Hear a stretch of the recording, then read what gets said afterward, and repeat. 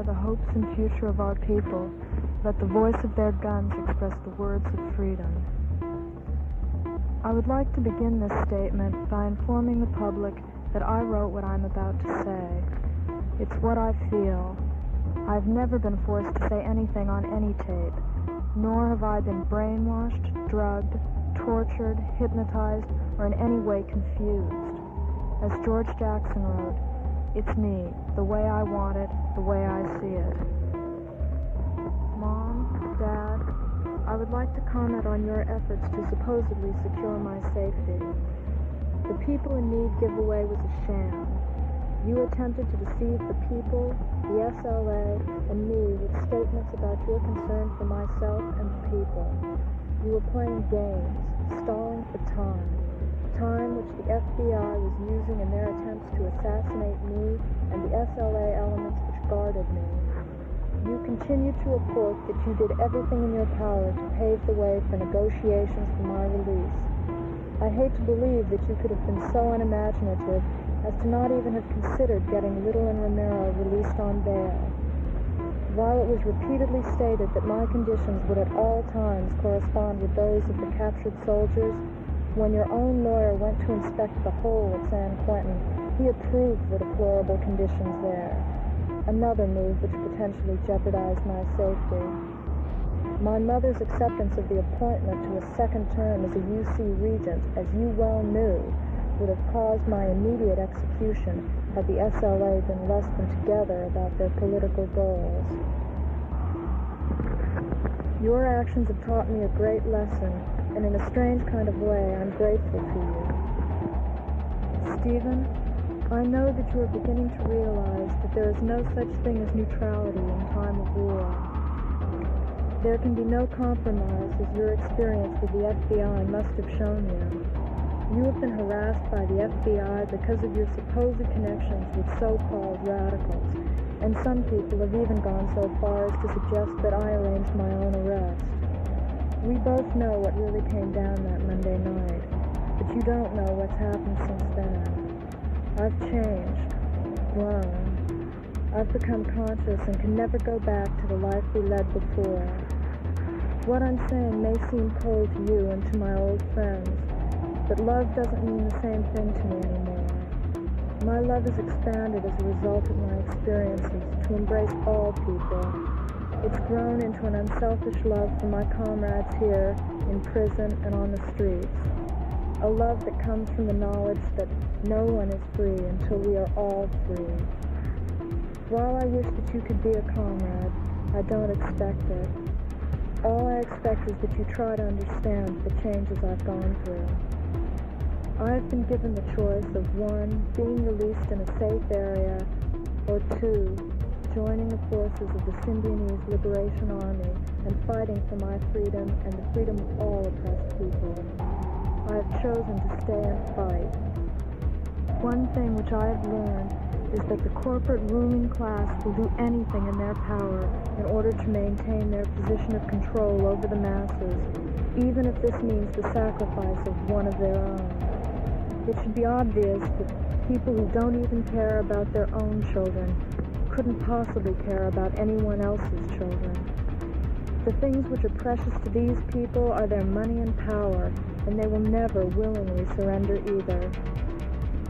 People should not have to humiliate themselves by standing in lines in order to be fed, nor should they have to live in fear for their lives and the lives of their children, as Tyrone Guyton's mother was sadly attest to. Dad, you said that you were concerned with my life, and you also said that you were concerned with the life and interests of all oppressed people in this country, but you are a liar in both areas, and as a member of the ruling class, I know for sure that yours and Mom's interests are never the interests of the people. Dad, you said that you would see about getting more job opportunities for the people, but why haven't you warned the people what's going to happen to them? That actually the few jobs they still have will be taken away. You, a corporate liar, of course will say that you don't know what I'm talking about. But I ask you then to prove it. Tell the poor and oppressed people of this nation what the corporate state is about to do. warn black and poor people that they're about to be murdered down to the last man, woman, and child. If you're so interested in the people, why don't you tell them what the energy crisis really is? Tell them how it's nothing more than a manufactured strategy, a way of hiding industry's real intentions. Tell the people that the energy crisis is nothing more than a means to get public approval for a massive program to build nuclear power plants all over the nation.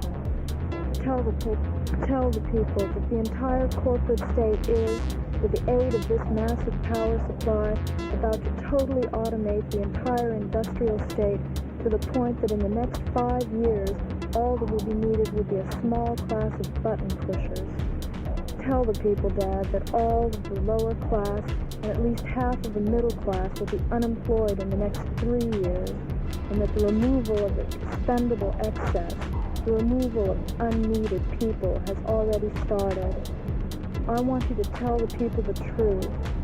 Tell them how the law and order programs are just a means to remove so-called violent, meaning aware individuals from the community in order to facilitate the controlled removal of unneeded labor forces from this country in the same way that Hitler controlled the removal of the Jews from Germany. I should have known that if you and the rest of the corporate state were willing to do this to millions of people to maintain power and to serve your needs, you would also kill me if necessary to serve those same needs. How long will it take before white people in this country understand that whatever happens to a black child happens sooner or later to a white child? How long will it be before we all understand that we must fight for our freedom? I have been given the name Tania after a comrade who fought alongside Che in Bolivia for the people of Bolivia. I embrace the name with the determination to continue fighting with her spirit. There is no victory in half-assed attempts at revolution. I know Tania dedicated her life to the people, fighting with total dedication and an intense desire to learn, which I will continue in the oppressed American people's revolution. All colors of string in the web of humanity yearn for freedom. Osceola and Bo, even though we have never met, I feel like I know you. Timon brought me to you, and I'm fighting with your freedom and the freedom of all prisoners in mind. In the strenuous jogs that life takes, you are pillars of strength to me. If I'm feeling down, I think of you, of where you are and why you are there, and my determination grows stronger. It's good to see that your spirits are so high in spite of the terrible conditions. Even though you aren't here, you're with other strong comrades, and the three of us are learning together. I in an environment of love, and you in one of hate, in the belly of the fascist beast. We have grown closer to the people and become stronger through our experiences. I've learned how vicious the pig really is, and our comrades are teaching me to attack with even greater viciousness in the knowledge that the people will win. I send greetings to Death Row Jeff, Al Taylor, and Raymond Scott. Your concern for my safety is matched by my concern for yours. We share a common goal as revolutionaries, knowing that Comrade George lives. It is in the spirit of Tania that I say, Patria o muerte, venceremos. Greetings to the people. My name is Tico. I am a white revolutionary and a soldier in the Symbionese Liberation Army. I have a message for all my white brothers who have not yet come forward to fight for the freedom of all oppressed people. Contrary to what many of us may think, the special privileges white men as a group have gained for themselves through the oppression of all other people has never secured for us the freedom we desire. White men must understand that they will live under the threat of death as long as they continue to oppress members of any class or group who have the strength and determination to fight back. White men themselves have only one avenue to freedom, and that is to join in fighting to the death those who are and those who aspire to be the slave masters of the world. Many of us have been bold enough to intellectualize about revolution, but far too chicken shit to get down and help make it. Most of us have been nearly fatally stricken with the vile sickness of racism. Again, most of us have been immobilized by our sexist egos and have watched and done nothing as our sisters have rushed by us into battle. We have fooled ourselves into believing that Madison Avenue piggery will bring us eternal bourgeois happiness. If we haven't bought into the racist, sexist, capitalist, imperialist program we have greened out in Mendocino and New Hampshire. To black people who lead our struggle to freedom, we have proved to be the racist punks of the world when we kick back and live off the blood and lives of the people. However, many of us have seen through this sham and are fighting beside comrades from all races and classes, women and men, old and young. We know we have a long way to go to purify our minds of the many bourgeois poisons, but we also know that this isn't done through bullshitting and ego-tripping. It is done by fighting. And as the comrade has taught us, by stalking the pig, seizing him by his tusks, and riding his pig ass into his grave. It is done by unleashing the most devastating revolutionary violence ever imagined, by proving that all races and groups of people can unite and fight together for the true freedom of us all. When we call on the people to join us in the fight for freedom, many of you wonder how you can join the Symbionese Liberation Army, feeling that joining materially with those who are already fighting will provide the security you need to justify risking your lives. But we soldiers in the SLA say to this mistaken reasoning that you must read again our Declaration of Revolutionary War in terms of military-political alliance.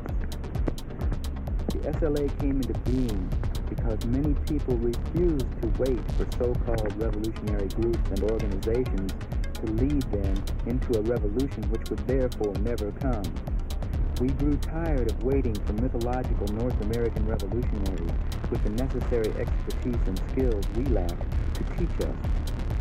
We have learned from many brave revolutionary women and men, but in reality, we are fighting today because we ourselves have seized the moment, taught ourselves, developed incredible strength, determination, and committed ourselves to never compromise with the enemy. As anyone with the most primitive of revolutionary mentalities knows, the people will not be given their freedom. They will have to seize it. Wait for no one, my brothers. Death to the fascist insect that preys upon the life of the people. Welcome back to Subliminal Jihad, Year of the Phoenix, Part 5. I'm your co-host, Dimitri. I'm Khalid. And today, we are joining you all back on the public feed because I think the momentum is just, it's going too hard right now in the Year of the Phoenix series. And I thought, we're really in the thick of it. So let's just keep plowing through. Yeah, I wanted to say, I thought this would be I was just talking to you about this. I think this would be a good, tone setter in terms of, kind of orienting where we are. This is something, right. Yeah, I don't know.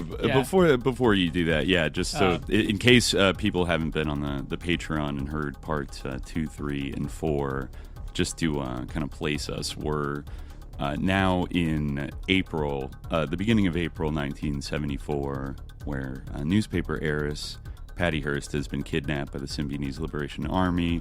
At this point, she has gone through her shocking transformation, and I think just at the end of the last part 4, she had announced herself to the world as Tania, an urban guerrilla and member, soldier for the People's Army. So, and we'd covered a lot of things. Highly recommend, if you find this interesting, go subscribe at patreon.com/subliminaljihad. Parts 2, 3, and 4 really get at a lot of different, moving pieces and context, I think, social context, media context, political, MK Ultra, prison torture, context, that really helps, flesh out and enrich this very tangled story. But now, here we are. in the middle of the crisis. And you found an interesting article from like the underground press, which we've extracted so much juice from the underground press. But this is like from a fascinating other side of the underground press in a way, because like I mean I don't know if to what extent you could describe this as being underground, but it's definitely like a strange newsletter that like you may not have heard of, right? Like I mean. We talk about something like the Berkeley Barb. Obviously, it has like a strong like left-wing slant. We've talked about that, right? Like, even kind of participating in this face game around heaviness, as we talked about in our Berkeley Barb dedicated episode. This is like kind of the other side of the coin. This is actually a newspaper that I didn't really have much knowledge of, but it was started by this guy who we were just talking about before we started recording, Edward Hunter, who was involved in intelligence work. Early in the 40s, I think he was in the OSS. He's been described as like a CIA officer, but he was he was in the CIA later on. Sorry, in 1947, once the CIA was organized, he joined a journalistic cover. And he was known in those circles as like an expert on brainwashing, actually, and he even like testified before HUAC as like an expert in that, and said, basically that we're losing the Cold War because they are, beating us on the brainwashing front. They're better at propaganda and psychological manipulation. Yes. And this article was published in his newspaper, Tactics, which is the sort of a line, or the tagline is the only professional psy-war journal. Interesting. Which for several years. Yeah, exactly. I noticed he does have a Wikipedia article, just maybe to like underline. Yes, he was a psychological warfare brainwashing expert. Was also he actually worked in a newspaper in China in the 1920s. And I guess covered the Japanese invasion of Manchuria. So he might have been like a Far East Division OSS head. But later, this is interesting. He, like you said, he became a journalist, but was working for the CIA. He later sat on the advisory board of the Young Americans for Freedom, and then started publishing the Tactics newsletter in 1964 under the auspices of Anti-Communism Liaison Inc. And then he'd served as the chairman of the organization and editor of it until 1978. I think he might have died at that point. And he was also associated with the American Opinion Speakers Bureau of the John Birch Society. In fact, he was the inventor, allegedly. Many credit him with inventing the term brainwashing. Yeah, in a 1950 article from Miami News. Interesting. He said by combining Pavlovian theory with modern technology, Russian and Chinese psychologists had developed powerful techniques for manipulating the mind. It was Hunter's variation of the Chinese term xinao, meaning cleaning the brain. Interesting. So he wrote, I think, back in 1951, Brainwashing in Red China, The Calculated Destruction of Men's Minds. That actually predates, that might have been one of the books that was used as a justification to launch the MK Ultra project in 1953, right? Yeah, certainly. Like very hysterical, basically he was banging the drum for something like that to be started, It's okay, interesting positionality here. So this is, and like, it's so funny when I first read this, I was like, is this some kind of like trot article? Because like this newspaper does sort of have like the aesthetics of like the same kind of like Dragon and stuff like that. I guess Dragon, like a lot of it is kind of handwritten, so like, maybe not, but like the Berkeley Barb or even Ramparts, like the aesthetic is very similar. He wishes he had some kimchi to go with it right now. That kind of Orientalism. Right. So he writes, Hearst kidnapping, this is an editorial, so I assume it's from his pen. Hearst kidnapping confirms a concealed obvious. Conspiracy finally admitted. The kidnapping of the Hearst girl, and this is actually right from where you're talking about. This is April 20th, 1974. Okay. The kidnapping of the Hearst girl will not have been in vain from our standpoint if it forces home the lesson that there is a conspiracy and there is treason, whether or not their perpetrators have had a New Republic make it legal. Until, and even still now, any reference to a conspiracy evokes violent indignation, particularly amongst professors, editors, and in government. William B. Saxby, our new Attorney General, in a press conference in Los Angeles on February 21st said, "The danger of kidnapping extends not only to domestic family affairs, I'm talking about political kidnapping, it extends to world political affairs. Prominent people kidnapped and the ransom being named as foreign affairs activities. The system of arms, the question of how far a country will go in trying to meet demands. And certainly when we are confronted with these types of things, the life of the individual becomes less significant than when it is a family affair. And obviously, there are people in this country who would perpetrate such a crime. Now, the law enforcement people in this country, beginning with the FBI, attempt to know something about the patterns of such operations. The significance of this statement was that it was made before. This is Hunter coming back in. The significance of the statement was that it was made before a group of reporters in the Beverly Hilton with Clarence Kelly, FBI director, standing beside him. If there are quote unquote patterns and they refer to quote unquote political kidnappings and they have quote unquote world ramifications, they obviously are conspiratorial if dictionary and legal meanings are to have any credence any longer. This goes contrary to political dogma nowadays, as insisted upon in our sources of learning and in our sources of information, schools and the press, and in the White House. There, Ramsey Clark's double standard still prevails on such matters in order not to annoy Brezhnev and Mao and upset détente. Tactics magazine has been trying to bring the inescapable reality that there is political conspiracy against the United States out from behind the official curtain. If Patricia Hearst's case helps to do so, she will have contributed decisively to U.S. security, if she intended it this way or not. In May 20th, 1969, Tactics, the magazine led off with the article, "Say it as it is, conspiracy. We warned the world was taboo, erasing the concept of conspiracy from our minds, facilitating its use by international communism as a psychological warfare tool for our conquest." An Associated Press dispatch in the Baltimore Sun of April 3rd summarized an interview with Saxby in the national capital and included this paragraph. Asked if he was suggesting the existence of a conspiracy, he replied, quote, "a worldwide conspiracy."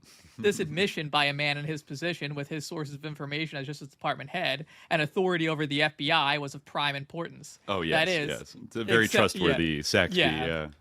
Yes, that is, except to the present. Yeah.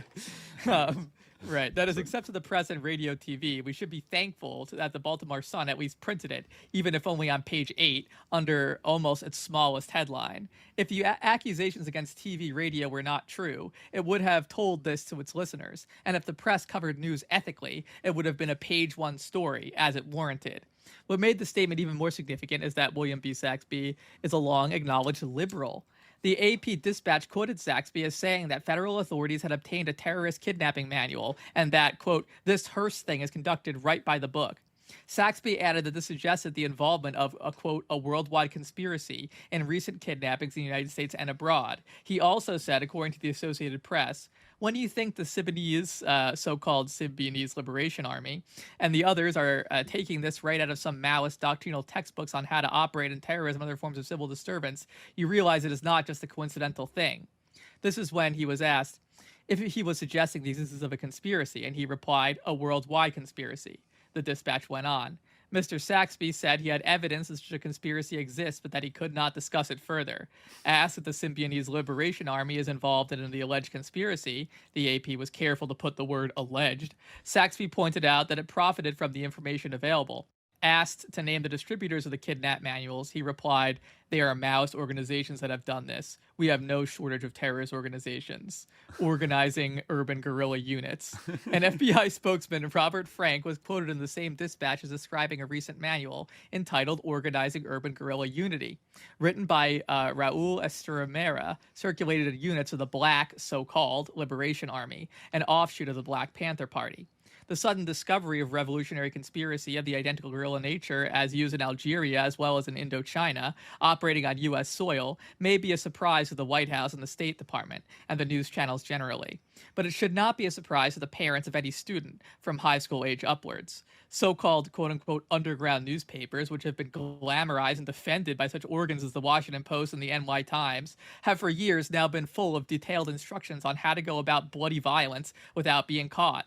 The extensive arson in schools, the quote-unquote executions of police and officials are part of this training that is supposed to come under the protection of quote-unquote freedom of speech and quote-unquote dissent. Tactics has reprinted photos and excerpts in an effort to force action. The government just did not want to know. Maybe Patricia Hearst can alert us more effectively. That is pretty interesting. I mean, yeah. One funny irony of that is that at this point, you do see the kind of like the really hardcore John Bircher right wing and the SLA in a way are both contributing to the fiction of the SLA as being much more much more of a vast revolutionary conspiracy than it actually is. You know, Yes. arguably for their own respective reasons, right? Yeah. Like the SLA presumably is doing it to make themselves look more powerful and fearsome and like we are everywhere. Like even the things they told Patty about how they have agents in like post offices all around the country and people like waiters and like service people like eavesdropping to hear the needs of the people, you know, at all times, and like they're everywhere. They're shooting, you know, blah blah blah, and they're connected in some kind of like material way with all these third world liberation struggles and the IRA and, you know, all these movements across the third world. At the same time, you have the John Birchers and some of like the Nixonites for, you know, their own anti-communist reasons, their own piggish reasons, to basically do the exact same thing and say that like this is actually, and it's bad. Like it's basically the same statement, Yeah. but like, and it's evil and scary and we need to, you know, stop it, right? Even the kind of apocalyptic predictions from some people on the left. I mean, you see this in the Berkeley Barb from a variety of people of a really like fever pitch fear and paranoia about an overt police state takeover and, you know, concentration camps for radicals and for minorities and like, you know, something to the level, like a new level of fascist terror, open, naked fascist terror is about to be unleashed. And then on the flip side, you have John Bircher saying like, we are literally on the verge of just urban guerrilla units, spook who's sat by the door style, like Operation Condition Red, like popping up in 15 Right. cities to like take police stations hostage, you know, or something like that. Both of which are like kind of fantasy projections ultimately.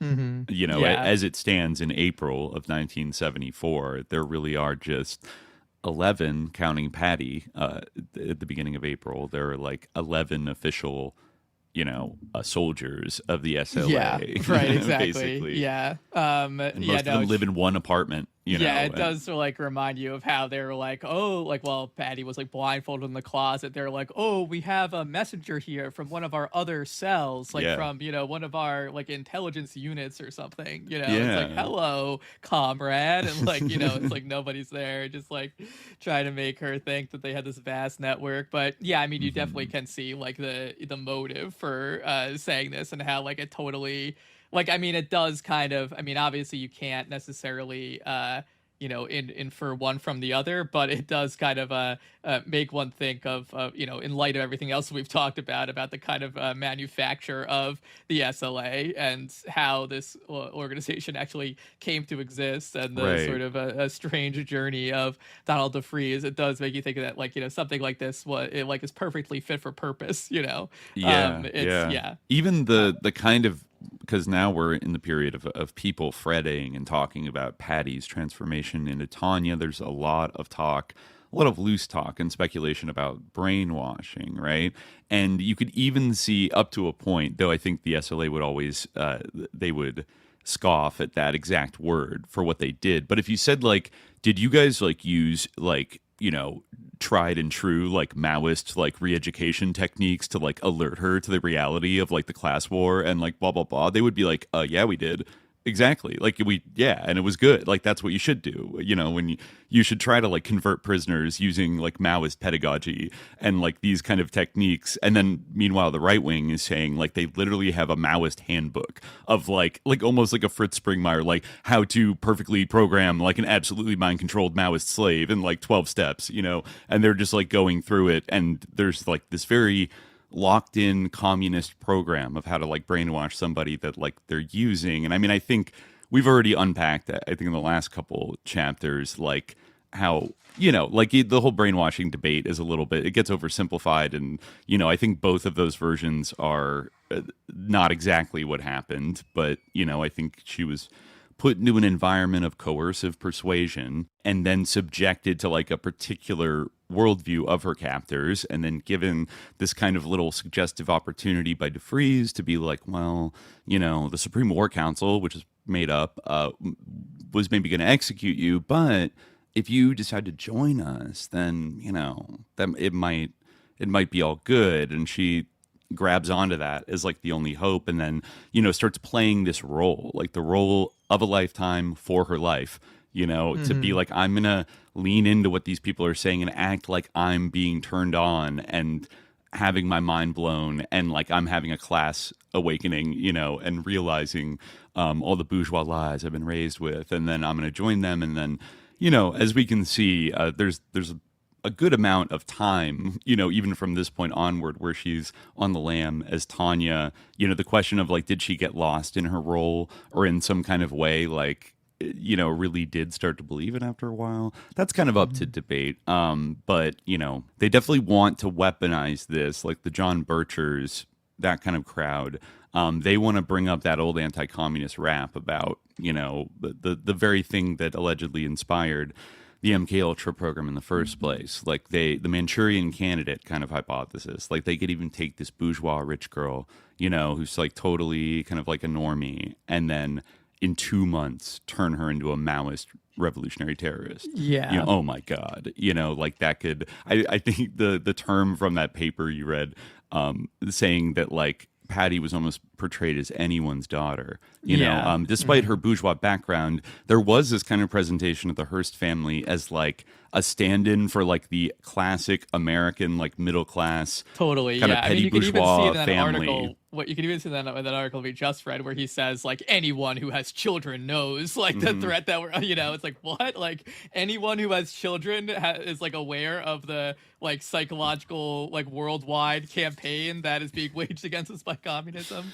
Yeah, I think through the organ of the underground press. I guess obviously it's like classic, like early 70s, late 60s stuff, but the kind of Catherine Hearst perspective that when you send your kid off to college and they come back and they're like a leftist, that is like communist brainwashing that has occurred. I mean, obviously that still like exists now and is still incredibly salient in like the American culture war. Absolutely. Like, I mean, we see like how like the outsized role that universities continue to play, and the concern over like the radicalization or brainwashing of young people by like quote unquote left wing institutions. It's called woke now, but like exactly this dynamic occurred in like the late 60s, early 70s as well, where the straight like kind of conservative middle class, suburban type parents were just mortified at the kind of heavy political beliefs like their kids would adopt, and blah blah blah.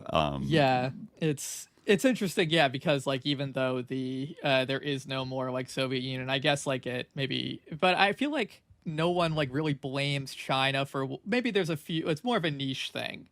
No one really like it's not like a leading theme of like the concern with wokeness. I feel like is like that this is all like orchestrated by China, although you do like see that, and I feel like like with the TikTok stuff where it's like, oh, China does this on purpose to, but like I feel like it's not really what China believes in is the idea. China's just trying to make our society weaker. Like they are not woke, they just want us to be woke so that we're weak. Exactly.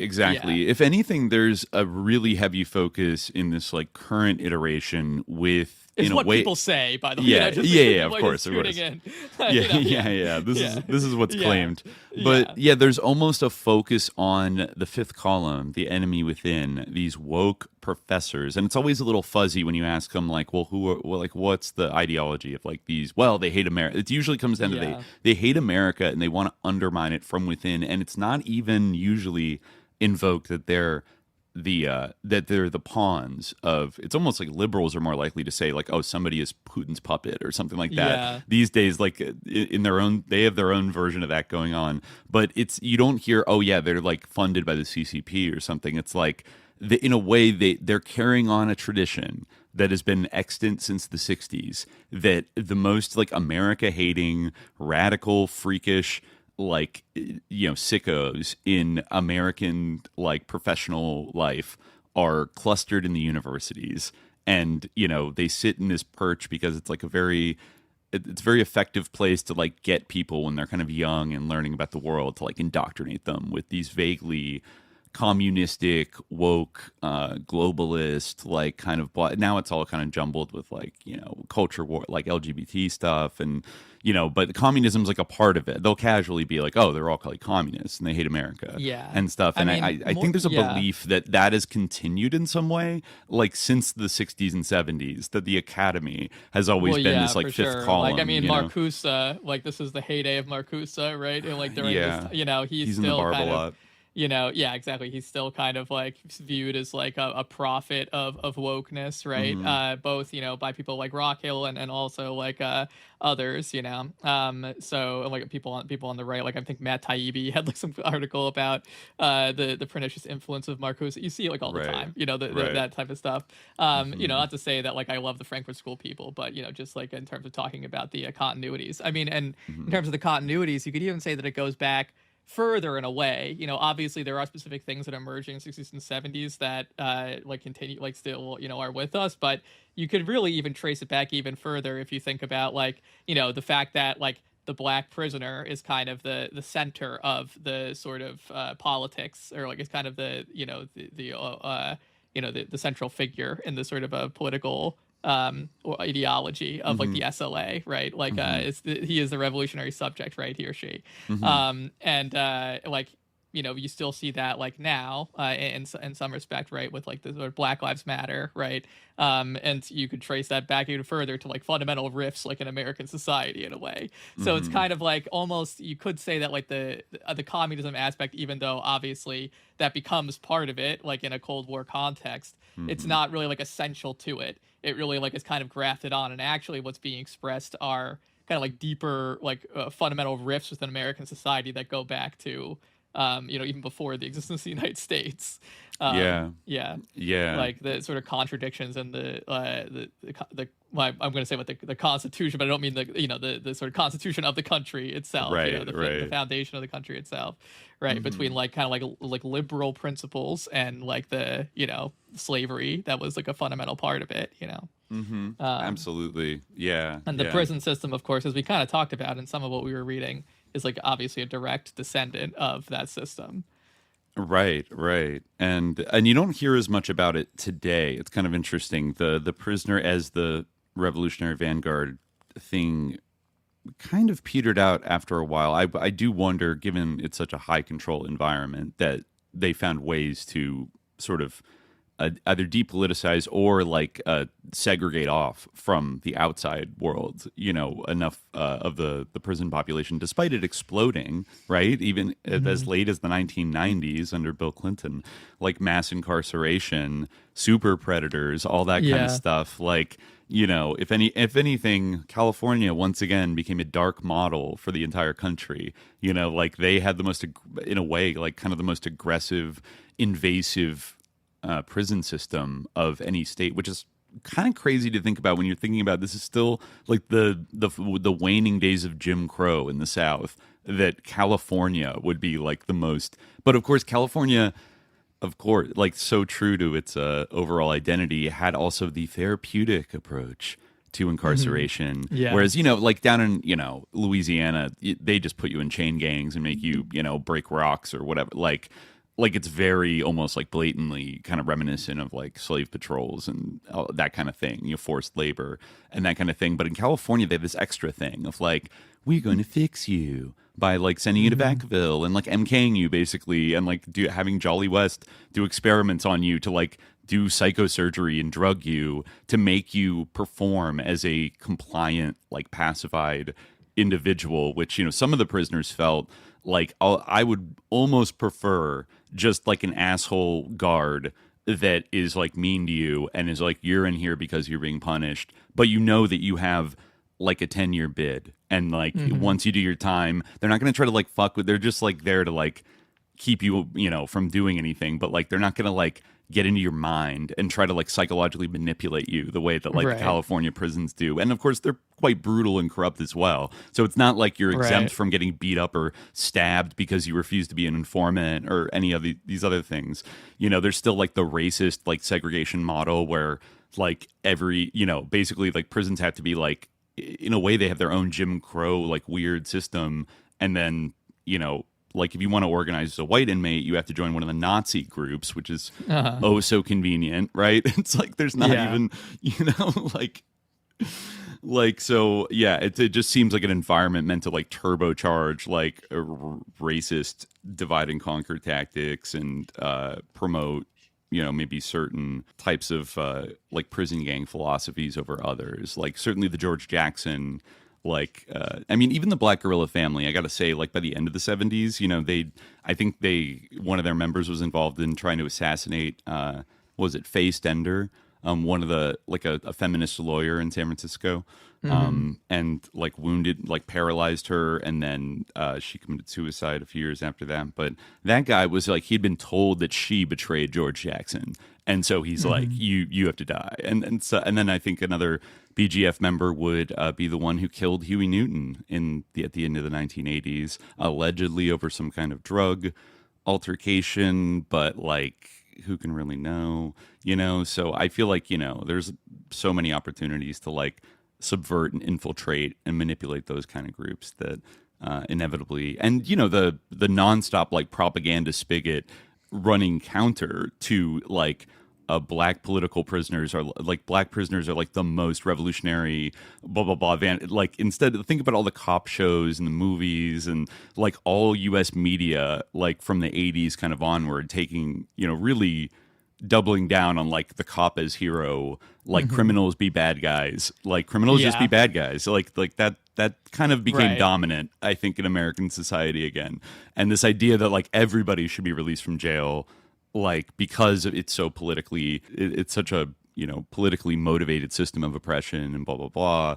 Like I don't think that has much purchase in like American society. Yeah, there are definitely some people who describe as prison abolitionists. That is a thing. It's true. And like and like you can definitely see the lineage, like in terms of like obviously like they believe in abolishing prison, so in that sense. But I think that the name does kind of harken back to abolitionism as a movement during the time of slavery. Right. So yeah, it hasn't totally disappeared, but it exists. Although I think it's similar to like the kind of defunding the police thing, where like it's I mean like it's I feel like people were not like it didn't like give that idea like its due, or kind of like caricatured it, like there wasn't, but at the same time like it's like a Sisyphean, like you just can't get that over with the vast majority of people, because like they're deeply in love with the idea of the police, like as you were saying, like they're just like, so like people really do believe that like the police like are help like save them from the criminal element, which like sickos is, and bad these guys. bad guys, exactly. Where like I think that like the average person like would be hard pressed. I mean I don't know, maybe there are some, but I feel like it's rare that a person can like speak of a time when the police like helped them or protected them, you can think of police getting people who have done things, right, but like and they're like getting the people off the streets, they get involved usually after something has already happened. They don't really prevent it's questionable to what degree they actually prevent crime, and it's like but also they are so powerful, like the police unions in these big cities, like people are very propagandized, like the idea that like what will we do without the police, like everyone would just like kill each other or something, like if there were cops, the threat of cops, we would all just like and I do think it's worth keeping in mind with like this story and all the other stories of this era that are so weird, everything from like starting with the Manson killings and then going on into like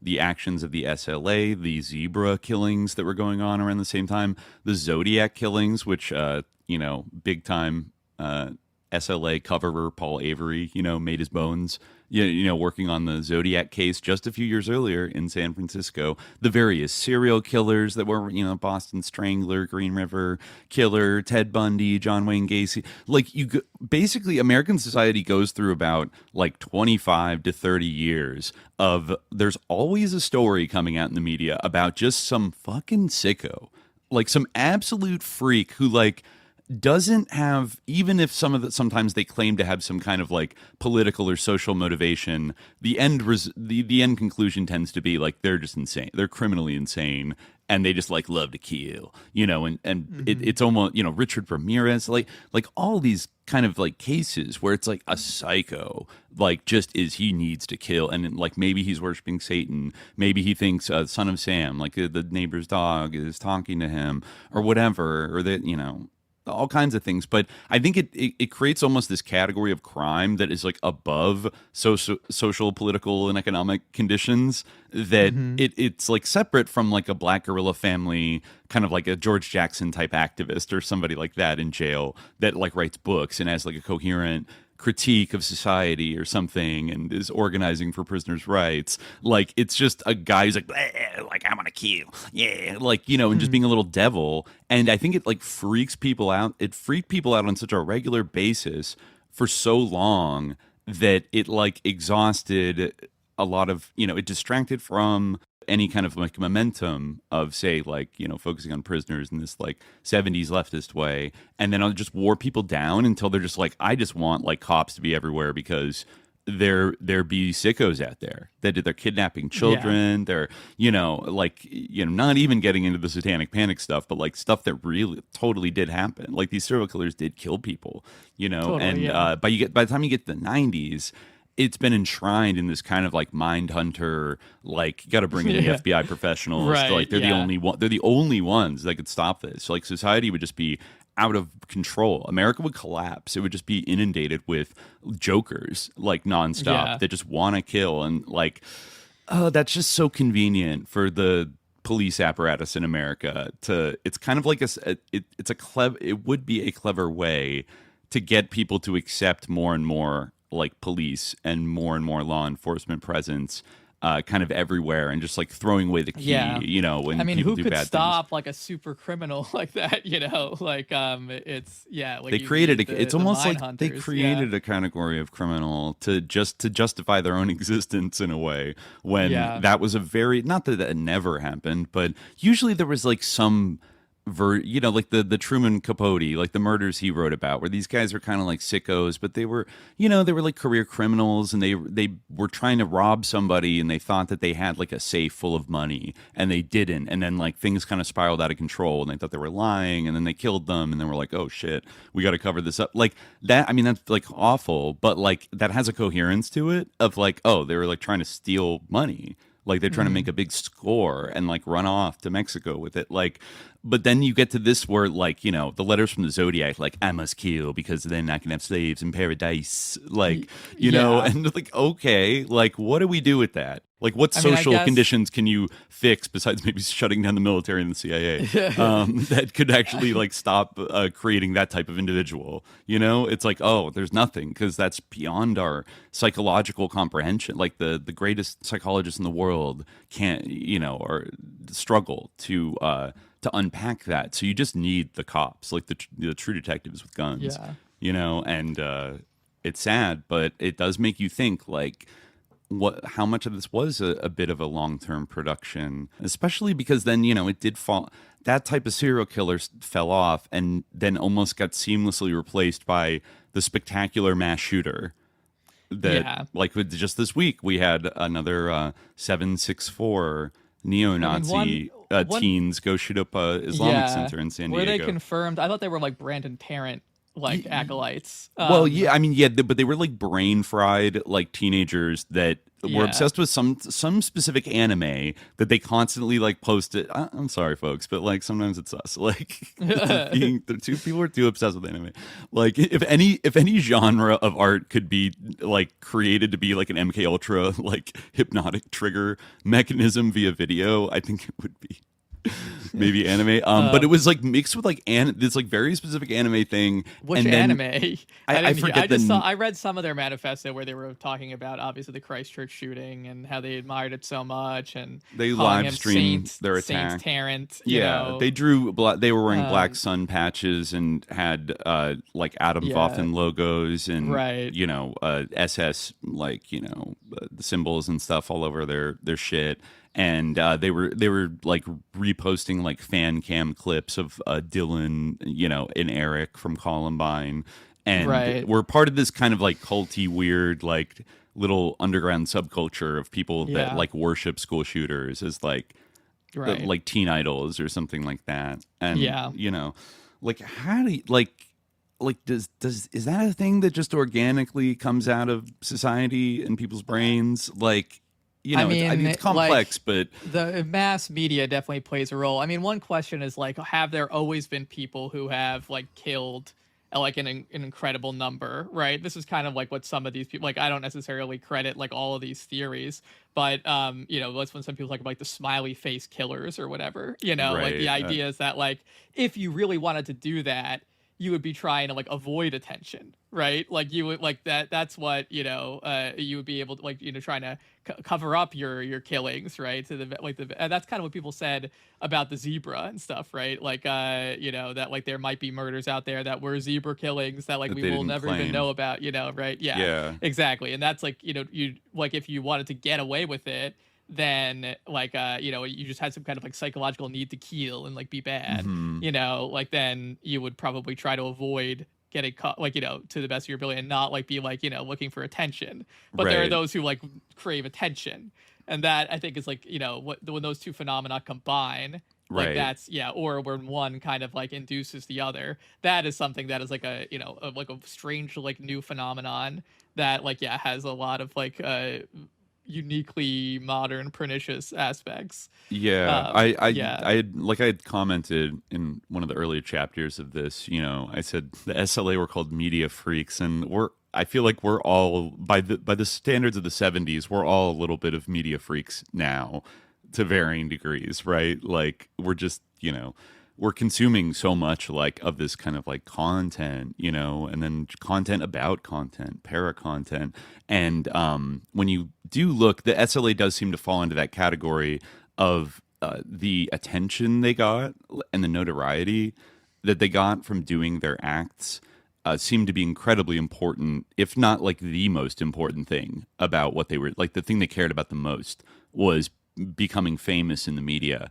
And like they almost equated like the more famous we become, the more we're talked about, the more the revolution is like winning, you know? Like there was a kind of belief that more media attention trickles down somehow to like amassing more power or more support among the people. And I think you can see a perverse, like a very perverse version of that maybe in the modern mass shooter, where you're right, it's an interesting like shift, because those things are contradictory. Like, you know, the serial killer that wants to live a secret double life and get away with it forever is going to be like trying to hide and not have too much. I mean, maybe you could say the old school serial killers of like this era, they liked the notoriety, like in general, of being like, oh, somebody was murdered, and maybe even like sending a little letter to the newspaper being like, hey, I did it, you'll never catch me. But you know, other than those little things, like maybe they liked the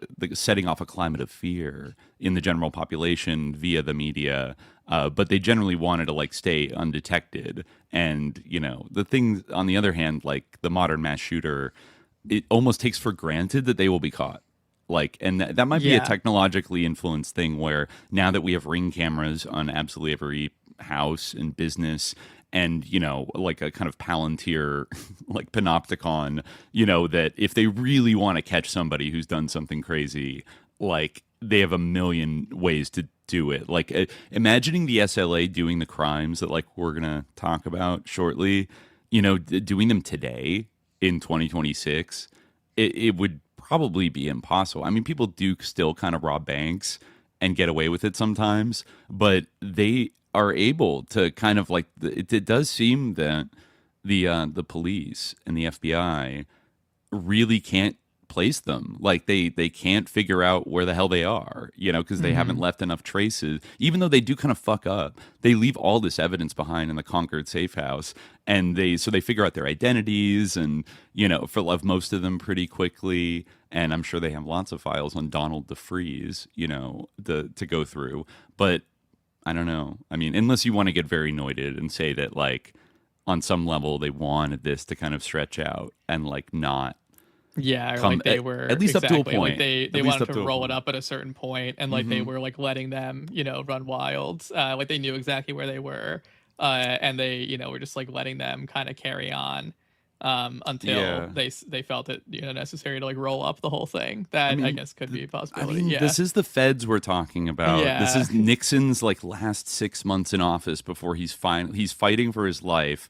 And people, the chorus is kind of like rising of like people in his party are starting to turn against him over Watergate, and it's not looking great for him. So you could see that this is stealing space from the Watergate headlines from February through at least February through May. Like it becomes like the hottest story that everyone is obsessed with.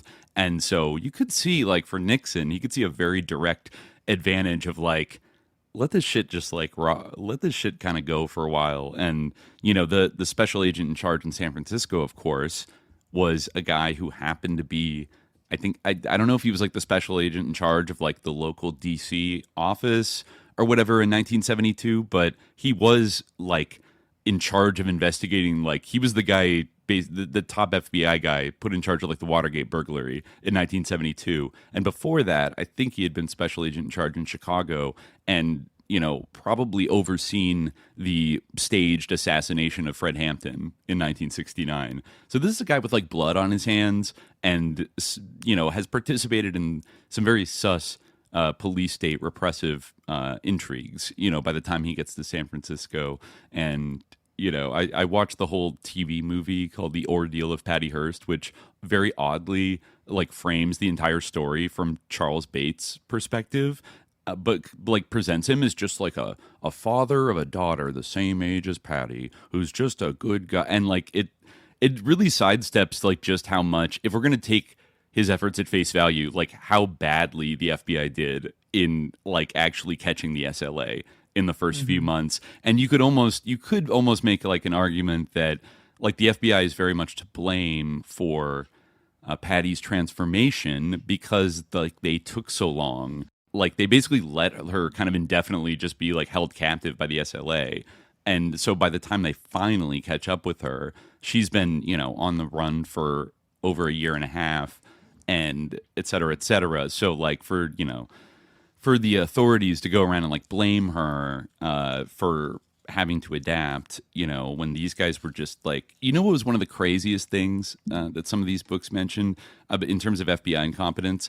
Like, so Camilla Hall was still above ground when Patty Hearst was kidnapped, and she would go, she'd be like the intelligence liaison that would like come by and bring them supplies and reports and stuff. There were two things that happened with Camilla Hall that were like very easy things to catch that they should have caught, and this would have ended everything much earlier. One, her bank in Berkeley was notified like a week or two after the kidnapping that Camilla Hall was a person of interest in, potentially maybe related to the Marcus Foster killing or the Hearst kidnapping, either one, but basically to like notify the authorities if she like tried to withdraw any money or anything like that. I think it was like 2 weeks or so after the kidnapping, she went into that bank and withdrew like several $1,000s that she had in a savings account and walked out with it. And like the SLA lived off of that for like another 2 months until they had to do a little stick up. So that was one thing where like, and the bank just didn't notify the cops about that. And then right after that, she went underground and they lost track of her. So that was one thing that's like, okay, you could have caught that, kind of a flub. The other thing was she was driving a Volkswagen Beetle. She was one of the cars, on the night that Patty Hearst was kidnapped. And she sold the car for cash after that. And then, like, coincidentally enough, this is honestly very strange. It was bought by a typist, a woman who is a typist secretary at the FBI headquarters in San Francisco. And then she bought Camilla Hall's car. And so I think Stephen Weed talks about this. Like, he criticizes them for, like, he really doesn't like the FBI because they're, like, leaning on him constantly and being like, you're a radical, aren't you? Like, whatever.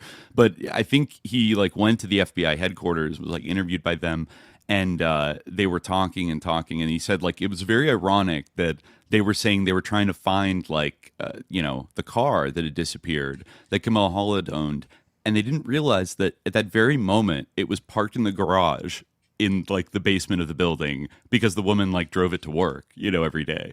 And like this only dawned on them like later that this car happened to be like one of the SLA people's cars.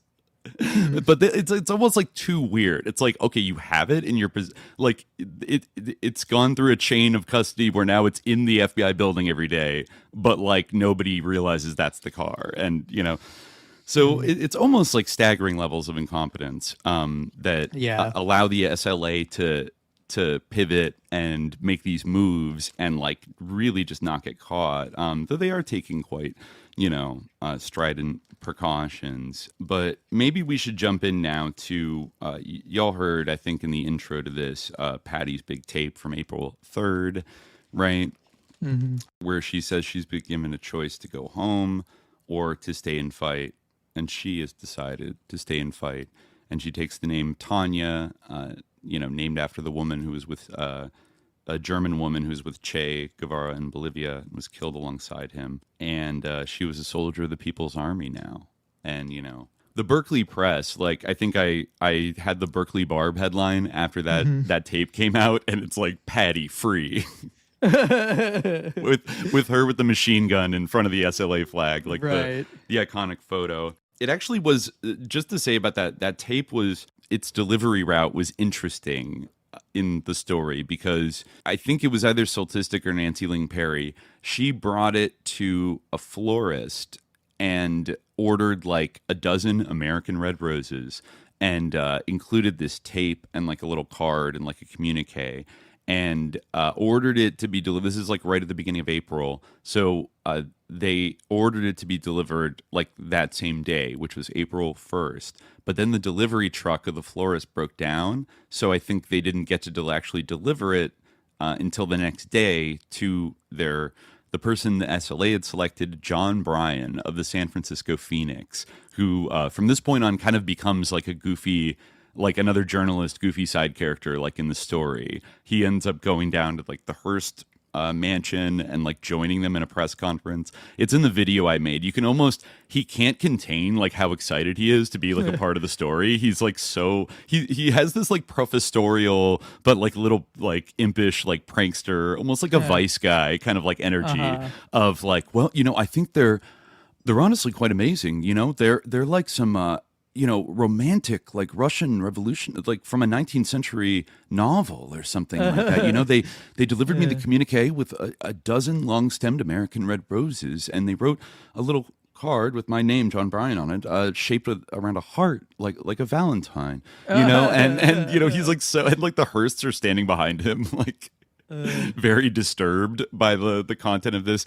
But it actually, what he got first was a letter saying, and maybe that explains actually why he's a little excited, because the letter basically indicated like, we are making final preparations for the release of the hostage, of the prisoner, Patty Hearst, and are like, oh my God, like they're basically like stay tuned, in like 48 hours we will release like more information. I think that's the first thing that gets delivered to John Bryan, who ran this underground paper, the Phoenix. One book actually says, just the weird side note as to why they picked John Bryan, I guess a week before this, he had published an alleged SLA communique in the Phoenix that was later found to be like fake and made up, and it was made up by John Bryan.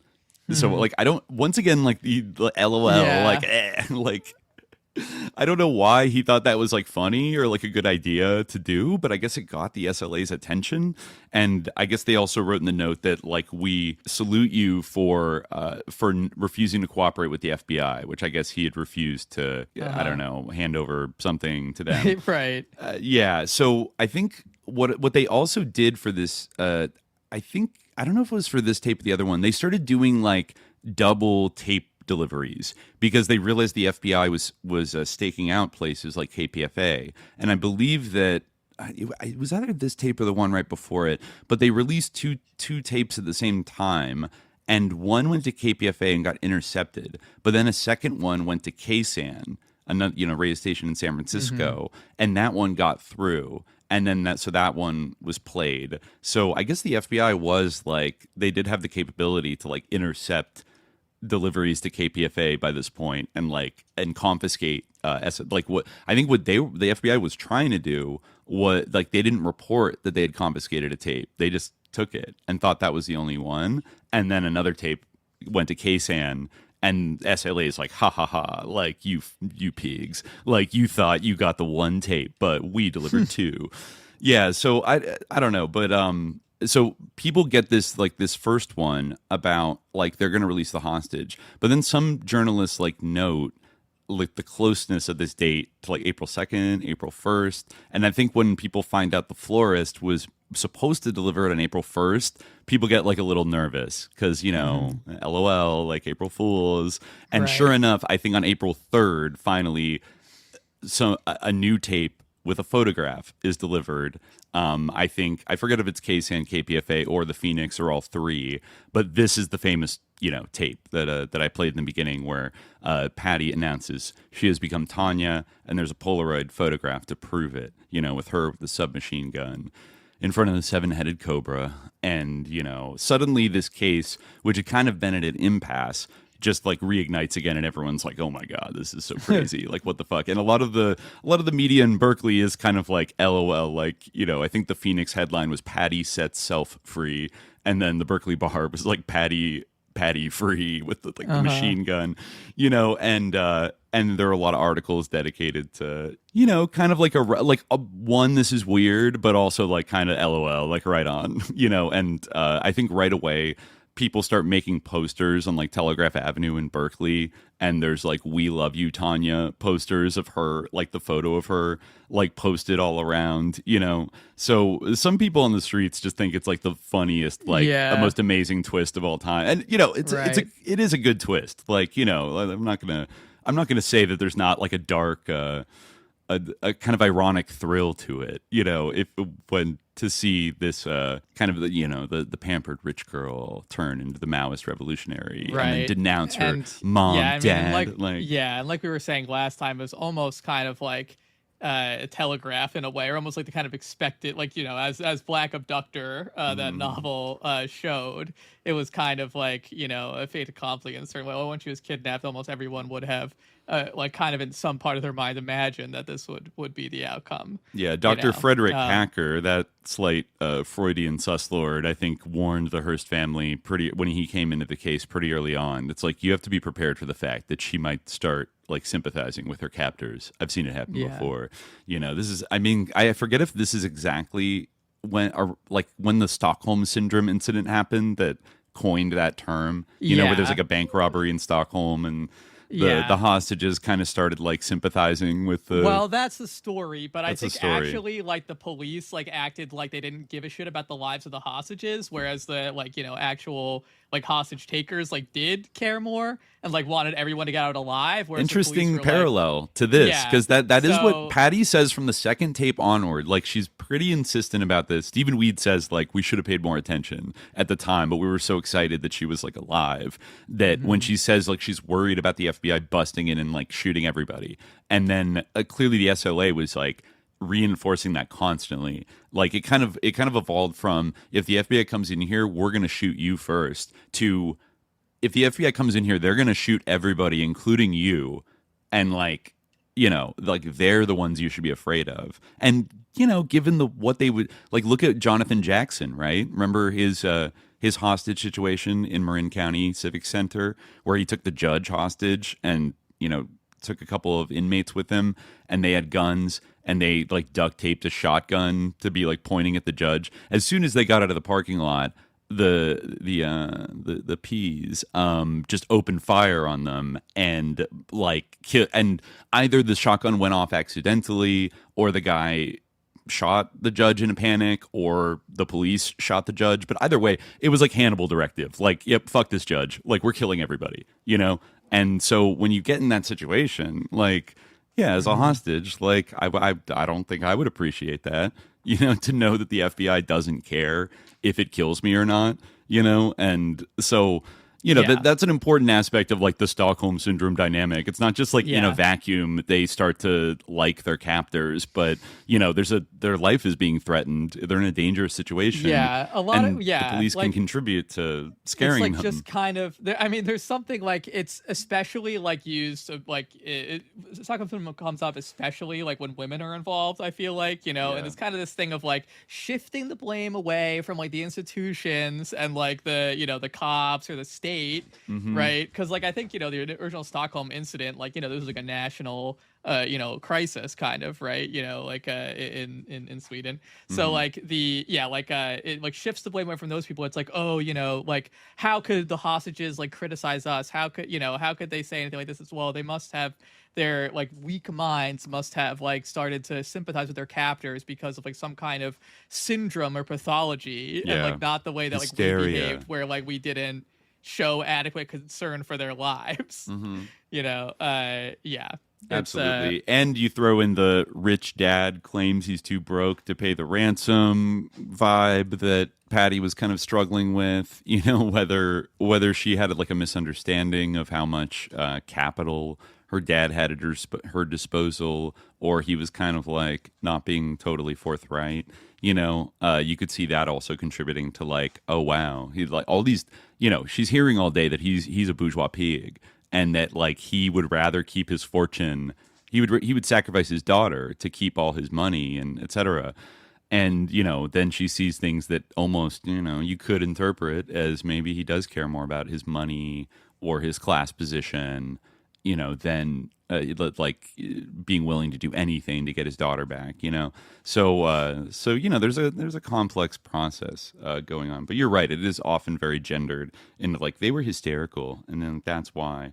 Actually, this is interesting. Again, like I mean, I like to look more into this more deeply, but so I just kind of have like an ambient knowledge of this. But like apparently, like the prime minister of Sweden was like, oh, if we show this like hostage taker like someone who he's related to, right? If we get like someone who he's related to go into the bank, then like we'll be able to maybe he'll give up the hostages, right? Maybe that person can convince him. But they like misidentified who the guy even was, and they sent like an unrelated 16-year-old like in there. Oh my And the God. guy like got pissed off, and then like after that, like the hostages were like, oh shit, like the police are incredibly incompetent, and they're gonna get us killed. One of the people who was taken hostage, Kristen Enmark. She like said, for the rest of her life, like I never felt any affinity for my captor. I just was trying to stay alive. Exactly. Yeah.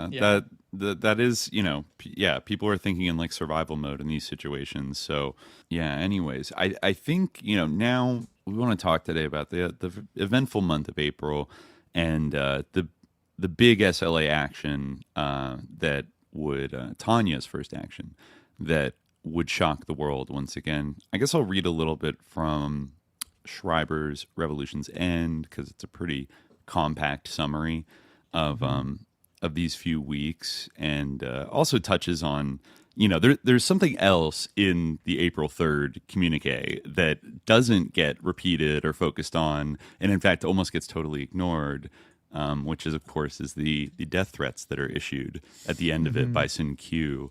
And also his like monologue to his children, his like strange like weepy monologue to his children, and then playing the Way Back Home SLA national anthem at the end over the like shouting like save the children like over it. This is one of the vibier tapes as well. But anyways, Schreiber does touch on that aspect. So yeah, I'll just start a little bit up here. Yeah, this is actually when they'd moved to the Golden Gate. They'd moved safe houses, right? So now they were in like properly San Francisco, not that far from Haight-Ashbury. Despite the overcrowding, DeFreeze's small army ran around the apartment doing military-style drills, presumably without the approval of the person who lived downstairs.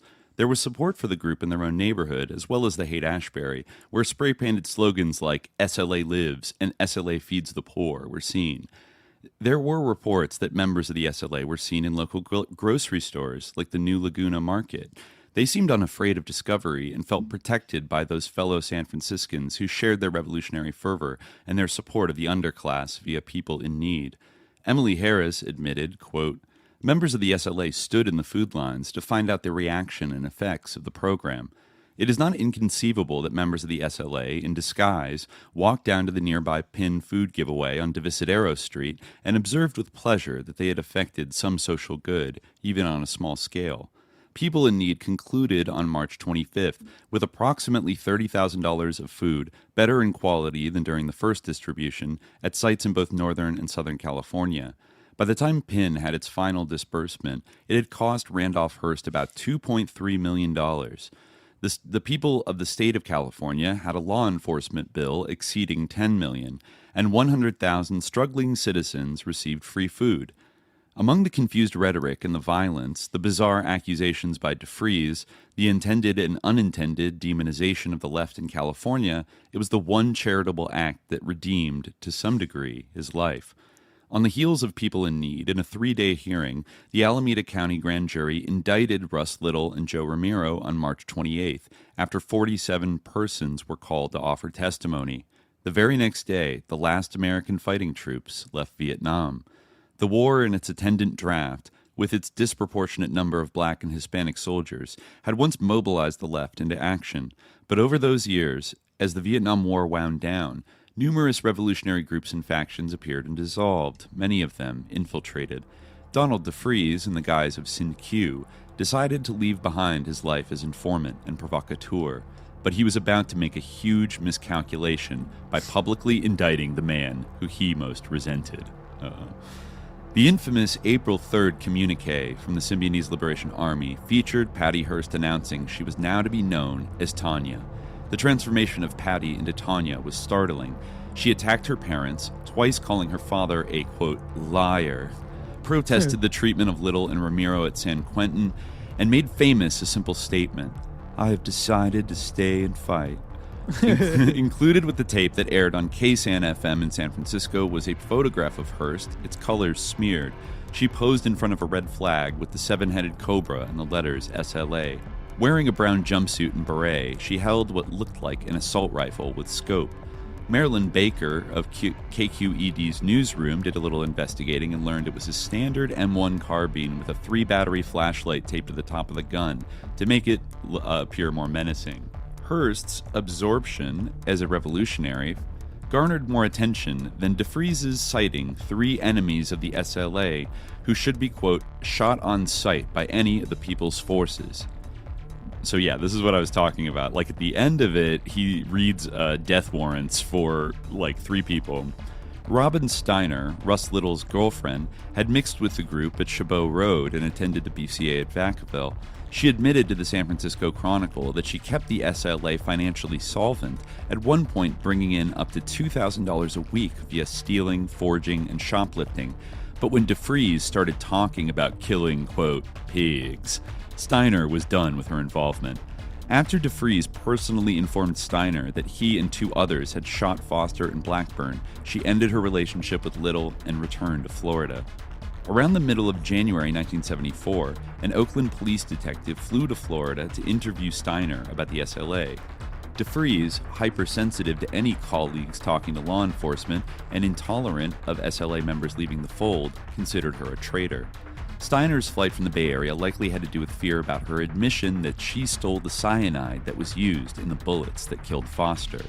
She planned to have her family financially help her attend medical school in Florida, but DeFreeze contacted her through her parents 4 days before the kidnapping of Hearst, trying to entice her to return by touting, quote, the biggest action since Foster.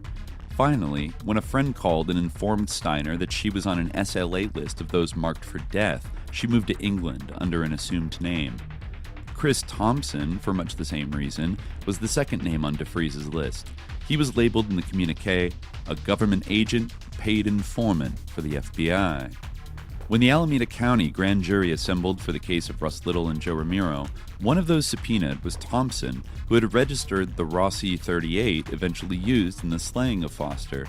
DeFreeze automatically assumed that Thompson, who helped DeFreeze find refuge with Patricia Soltysik, had given up crucial, actionable information to the grand jury.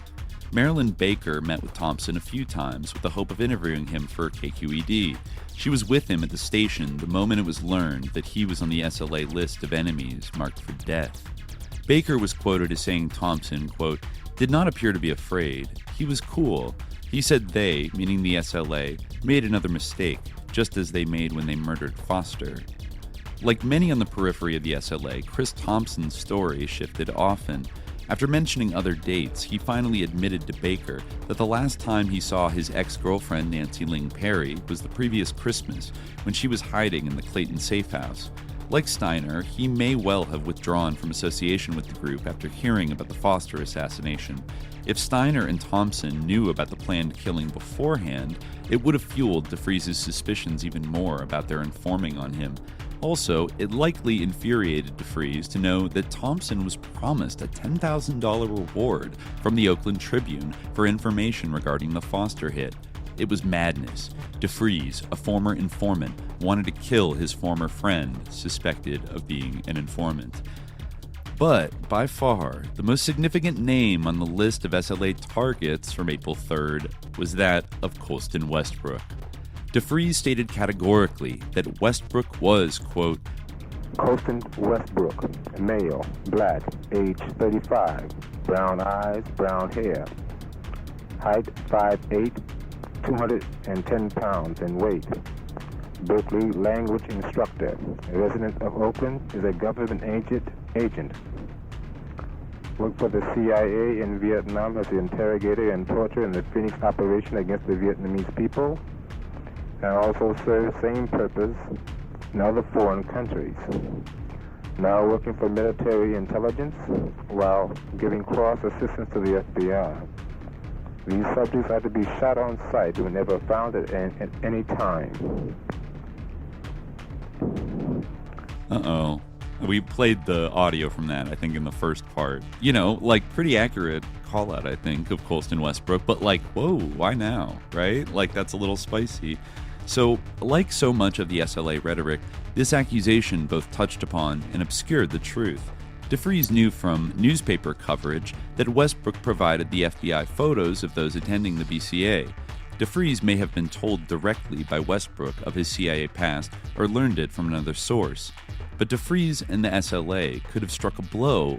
I mean, honestly, big missed opportunity here. They could have struck a blow against the California Department of Corrections, discussing in a written communique or tape, recording the specific cruelties he and other prisoners endured.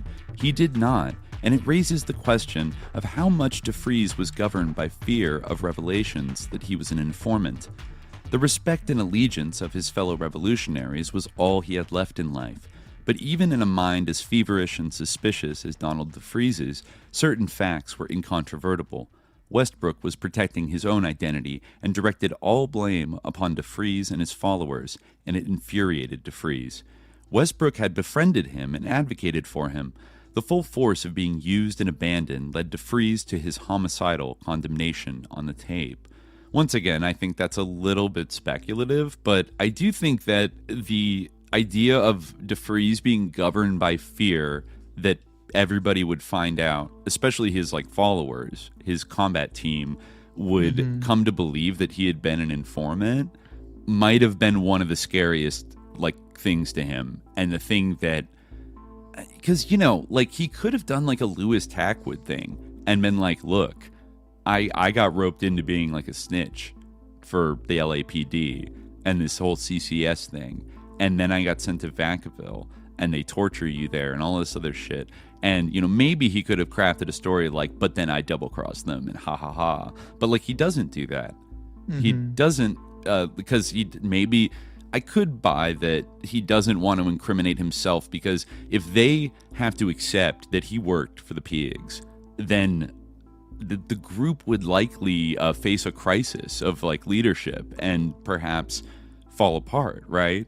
Especially since this is the month, April, where we start to get things published in the Barb that are getting a little bit noided about, who really is the SLA. The Black Panther newspaper is already publishing things that are highlighting, when this information starts to come out from, Mae Brussell and Don Freed about DeFries being an LAPD informant, they're publishing it right away because they're sussed out by the whole bag of the group.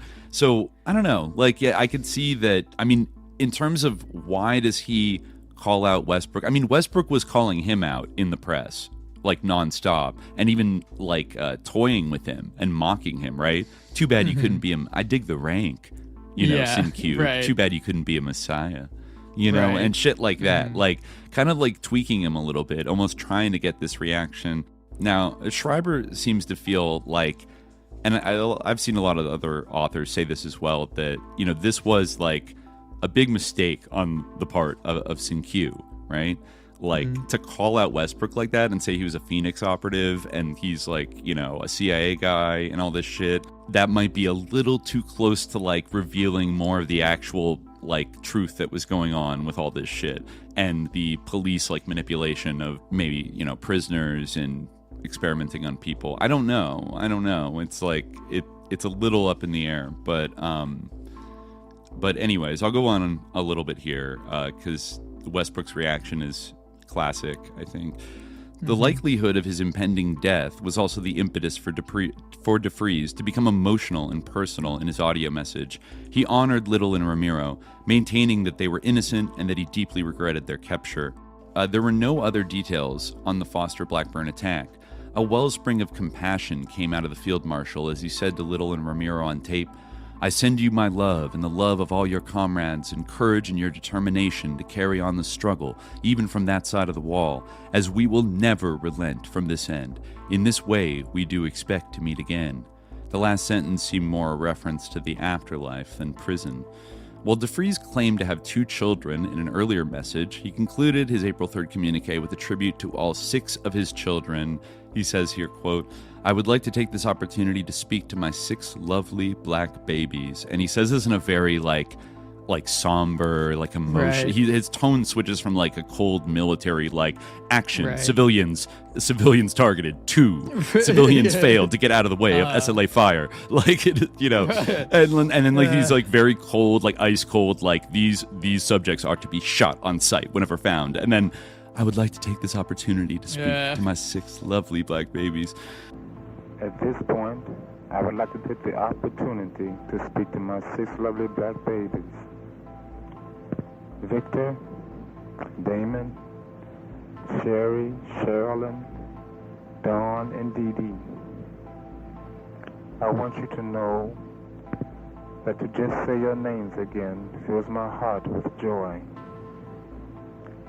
I want you to know that I love you all with all the love that a father can have for those so dear to him. And I want you to understand also that I have not forgotten my promise to you, that whenever you needed me, I would be there at your side. And so I am now, even when you may not see me, I am there. Because no matter where I am fighting for your freedom, your future, and your life. Daddy wants you to understand that I can't come home because you and the people are not free. And as long as the enemy exists, I can find no rest nor any hope for you or our people as a whole. I can be happy when the enemy murders the children of other fathers and mothers.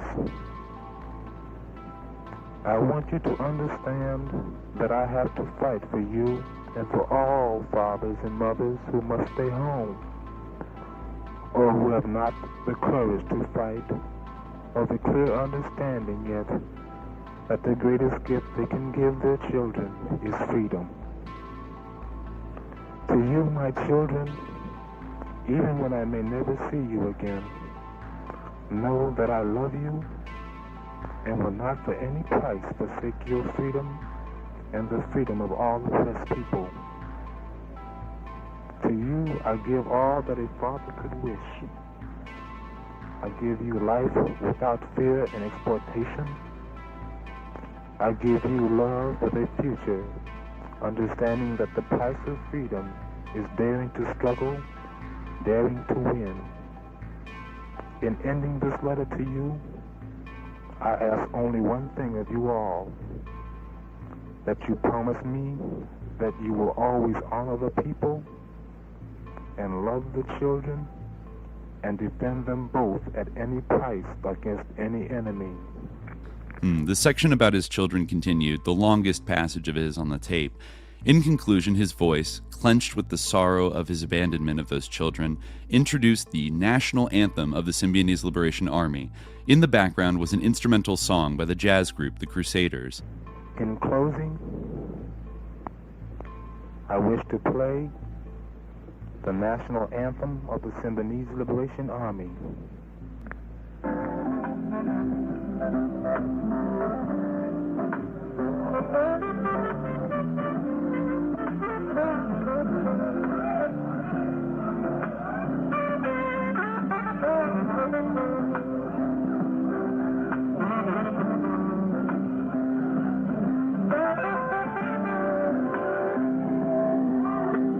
My people, my brothers, my sisters, free the people, free the land, and save the children. It had the feel of a melancholy march, with an elegiac sax line cutting through. Its title must have had multiple meanings for DeFries, Way Back Home. Questioned by the press after the announcement of his name on the April 3rd hit list, Westbrook revealed that he had been interviewed by the FBI regarding the SLA at least 4 times. Westbrook acknowledged that he was concerned about the death threat, but also displayed arrogance about his control over the SLA. Quote, "In general, I have a lot of information about them, both material and mental. I know many of them, know how they think and how they react. They know I can analyze the things they do." Again, very creepy, like, I'm the MK controller. Okay. Yeah. Westbrook's next statement seemed intent on taunting Donald DeFries. Quote, "I'm also a threat to his ego. I'm stealing his thunder." Okay. Ignoring the fact that what the known SLA members had in common was the Black Cultural Association that he ran, Westbrook made another outrageous claim. Quote, "They have been recruiting in the Bay Area for a while, and one of their ways is to get members to commit a revolutionary act, and right now, that is wiping me out." On April 4th, on April 4th, KPFA received an audio tape from Little and Ramiro asking the War Council of the SLA, namely DeFries, to rescind the death warrant for Robin Steiner. Okay, so this is the first time that Ramiro and Little disagree publicly with DeFries because he put a hit out on one of their ex-girlfriends, basically. Mm-hmm. Yeah. On the tape was the Ramiro statement that, quote, "She has in fact several times refused to talk to the FBI. We think further investigation into the matter is necessary."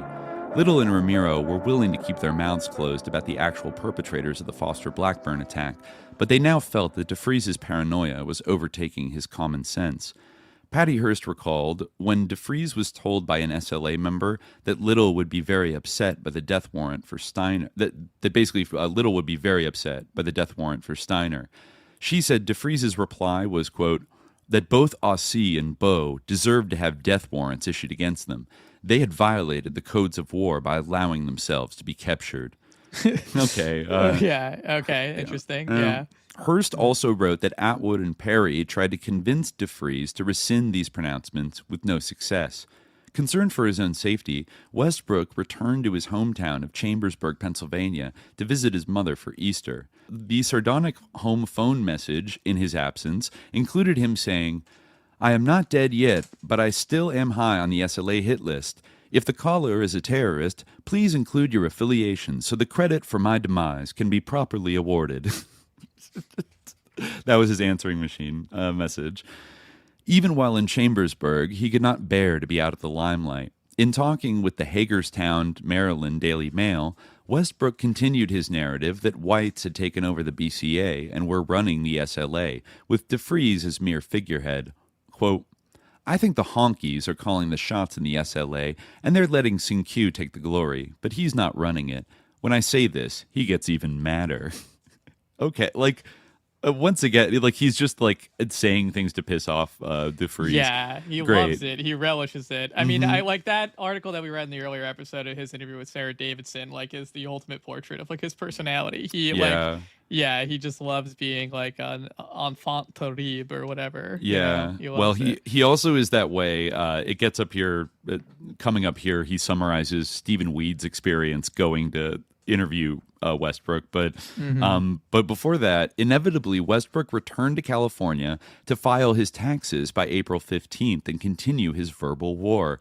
One new outgoing phone message baited DeFries more aggressively than any other. Quote, Are your SLA punks afraid of dying? And why do you send kids to do your work? Are you a man or a boy?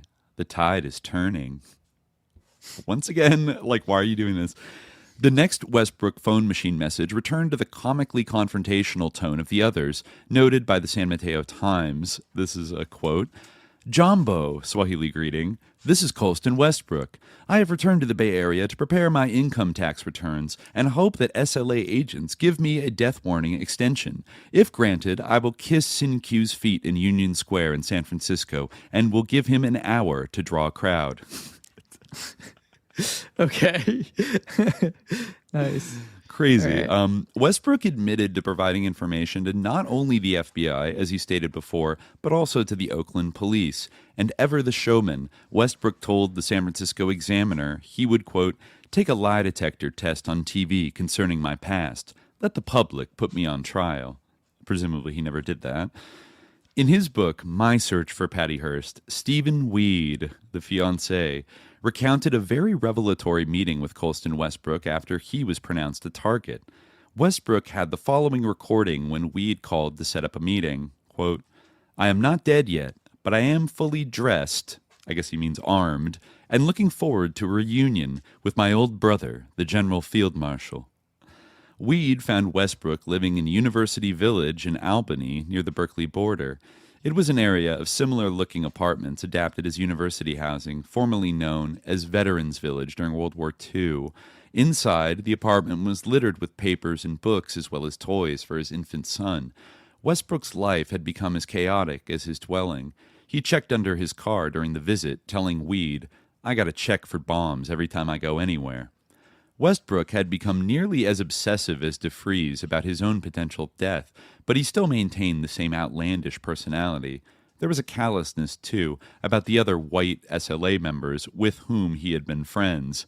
Willie Wolfe, whom Westbrook had kindly driven to Vacaville and cheerfully introduced to DeFries, became the object of his glib scorn, described as wide-eyed and grossly naive. I think, in the Weed book, he does like a white guy impression of like, you know what he was like? He was like, oh, gee whiz, all these black people. Like that was like his impression of Willie Wolfe. I can imagine Westbrook doing a very animated impression of that. But oh yeah, this is actually, he does repeat it here. Westbrook even cruelly imitated Wolfe in front of Weed to emphasize his point about Wolfe's lack of political acumen. Quote, God damn, look at this shit, said Westbrook, mimicking Wolfe. Blacks and revolution in prison. That was how he did it, I guess. When Weed asked Westbrook about the reports of white radical women having sex with black prisoners at Vacaville, Westbrook never brought up the favoritism toward DeFries, allowed to use a trustee trailer for his assignations. Instead, Westbrook claimed that a couple of the white women had sex under the stage set up for meetings. It was not only absurd to think of it, sex allowed in front of up to 100 other BCA attendees, but also never addressed Westbrook's responsibilities within the prison. Weed questioned Westbrook about DeFries' accusation that Westbrook was connected to the CIA and provided information to the FBI. Weed's evaluation of Westbrook's reaction was powerful. This is from Stephen Weed said, he laughed at the idea of his alleged CIA-FBI connections, but did not deny them. Westbrook was a colorful character, and I got the feeling that he enjoyed being something of a man of mystery in the case. Yeah. He certainly did. Yes, Before their meeting was over, Westbrook cracked a final joke, something far from humorous. Quote, not even my old lady, Westbrook announced with a laugh, referring to his wife, knows everything about my background. Yikes. Okay, yeah, I think his wife was from Cameroon, from some of his African travels, I think. Yeah, so in an interview with Encore magazine, Westbrook returned to the story that white Maoists had taken over the BCA, and without details, he claimed to have tried to alter the group and failed. When he was asked how the Patty Hearst kidnapping came about, he replied, quote, I understand Sin Q as a three-point plan. One was to knock off a black educator.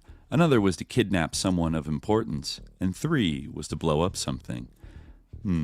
When Westbrook was asked, in a rare follow-up question, how this alleged program was created, he struggled for words, a rarity for him. I really don't know. A lot of things happened on the inside, and people on the outside were getting together for a long time and planning things. Stephen Weed grew desperate to find a respected radical to communicate with the SLA and negotiate Hearst's release. He flew to Mexico City to speak with Régis Debray, the French Marxist. I think he came up in our Che episode. The French Marxist intellectual. Debray wrote Revolution in the Revolution, ? On socialist militancy in Latin America, which radicals read, including the burgeoning SLA. Debray offered to write an open letter to the SLA, urging them to let Hearst freely state that she willingly joined the SLA.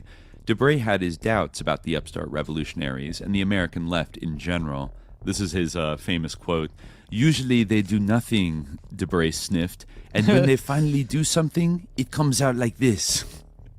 So yeah, he was a little bit dismissive. Debray's April 12th letter in Randolph Hearst's San Francisco Examiner referred to Tania Bunke, Che's fellow revolutionary, whom Debray had known.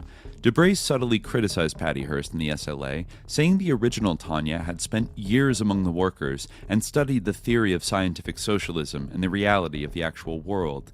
You will understand that we must be cautious to protect the moral integrity and international purity of her commitment. But Patty Hearst was not in charge, and Donald DeFries was now beyond the control of anyone on the left or the right.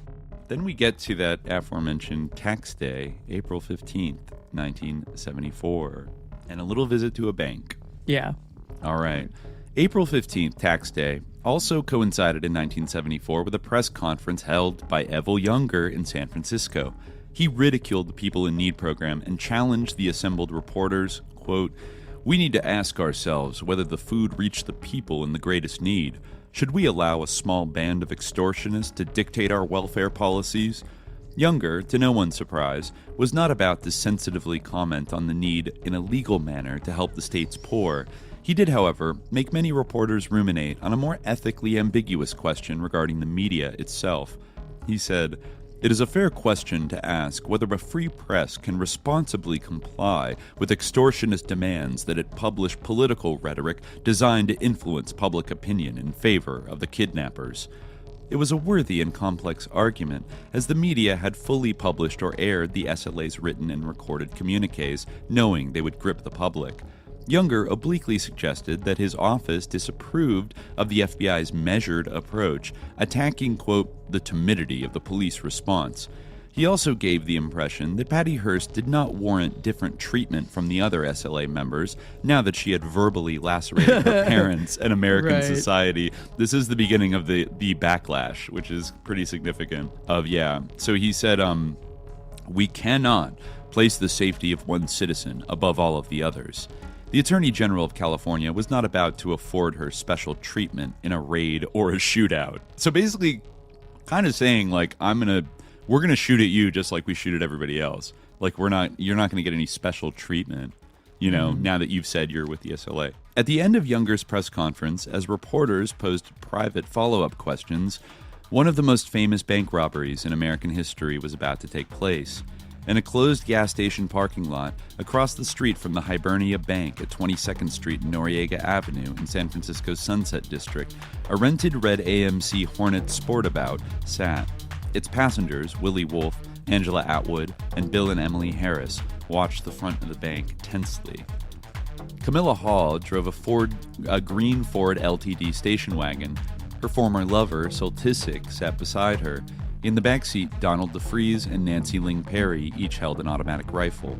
Patty Hearst cradled a sawed-off M1 carbine under her coat. Hall, about to park, suddenly spotted a police car, and she circled the block a few times, making sure the path was clear. Then Hall parked in a bus zone. They weren't going to be gone long. At 9:50 a.m., Zig Berzins, owner of a nearby stereo store, entered the Hibernia Bank and pushed the door closed behind him. In the process, he heard a thud and clinking noises. "Christ," he later admitted, thinking, "I slammed the door on a little old lady and everything spilled out of her purse." he had knocked to the ground clips of ammunition and some bullets belonging to Patricia Hearst. A parade of other women carrying guns entered, backed up by DeFries wearing a short leather coat and a floppy hat. He shouted, gun at the ready, to the 18 employees and 6 customers to get on the floor or be shot. Eden Shea, 66, a security guard, was the only one who did not comply. His hands went up in the air as he stood by the door. Soltysik pulled out a pistol, and with a canvas bag in the other hand, she leapt gracefully over the 4-foot-high counter to collect money. One teller did not move fast enough, so DeFries dragged her through a swinging gate to the main floor of the bank. It was then that DeFries and Shea locked eyes. Shea had a .38 revolver, which he had never fired, in a holster on his hip. DeFries quickly grabbed it and motioned for Shea to hit the floor, which he did. Berzins and others heard a woman, about to become the most well-known female bank robber since Bonnie Parker, announce, in a phrase that suggested an identity crisis, "This is Tania Hearst." Behind her, on the other side of the counter, Soltysik and Hall furiously emptied cash drawers with both hands. None of the SLA members bothered to search upstairs, where manager Jim Smith, 62, was reading the Chronicle, not expecting his bank would be written about on the front page of the nation's newspapers the next day. He heard shouts, peered out of a small window down at the main floor, and, jolted by the robbery in progress, hit the silent alarm. 2 high-speed cameras with wide-angle lenses shot the now historic black-and-white images, while a 211 via a dedicated phone line was signaled to the police. It was 9:51 a.m., and the bank had never notified the SFPD that they had new hours, opening at 9:30. The police assumed it was a malfunction. One pair of officers later admitted they drove to that Hibernia Bank at a leisurely pace until the radio reported that shots had been fired. Then they flipped on the red lights and siren and drove at top speed. So another very lucky break there, right? Like, it gives them a few extra minutes. The SLA was on the way out the door, but Perry proved to be a less than competent robber. Pete Markoff, 59, silver-haired, small in stature like Perry, entered the bank with the weekend receipts from his store, Noriega Liquors. Accompanying him was Gene Brennan, 70, a pensioner and friend. They were greeted at the door by a panicked Perry, who began firing.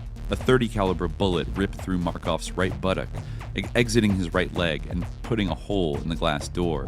2 other slugs missed him, but the 4th tore through Brennan's right hand. Ken Outland, 62, pharmacist, was having a rather early Bloody Mary down the street at Greg's Cocktail Lounge. Chatting with Greg Higuera at the bar, when they both heard piercing, cracking sounds. They exited the bar no more than 20 feet from DeFries, who swung around, spotted them, and opened fire. Higuera dove into an alley. Outland, unprotected, instinctively flattened himself against a building wall. A bullet whizzed by, sizzling the air. It missed him by inches. Both cars screeched away west toward the ocean. The police arrived barely more than a minute later. The 2 abandoned getaway cars were soon found at an elementary school 10 blocks away. Despite injuring 2 unarmed citizens and their oversight of the bank manager, the SLA had miraculously escaped with $10,692.51. The explosiveness of Hearst's participation in the bank robbery so captivated the nation that Attorney General Saxby could not contain his anger, calling her a, quote, common criminal, which created a storm of protest in the media. The Attorney General had presumed her guilt without even mentioning the possibility of her coercion as a kidnap victim. The FBI's Clarence Kelly ameliorated the anger toward Saxby, declaring the Bureau was operating on the assumption that, quote, Patricia is the victim of pressure or coercion. Saxby disappeared from public view for a few weeks, and when he re-emerged, he spoke more diplomatically in public. Randolph Hearst was staggered by his daughter's act, even more than when she had referred to him as a pig and a liar. Right. His consultant, Dr. Frederick Hacker, in a confidential memo obtained by authors Vin McClellan and Paul Avery, who wrote The Voices of Guns, explained pointedly why Patty had to be included in the Hibernia Bank robbery. Quote, one of the frequent rights of revolutionaries, such as the SLA, is initiation. You involve the hostage in an act of violence. The guilt is thus shared, and it greatly increases the difficulty for the hostage to return to the outside community. It is a participation and a bond sealed by blood. An often overlooked fact that raises the possibility of Hearst's help in planning the Hibernia Bank holdup is that the president of the bank, and this is kind of funny, the president of the bank happened to be the father of her best friend, Trish Tobin.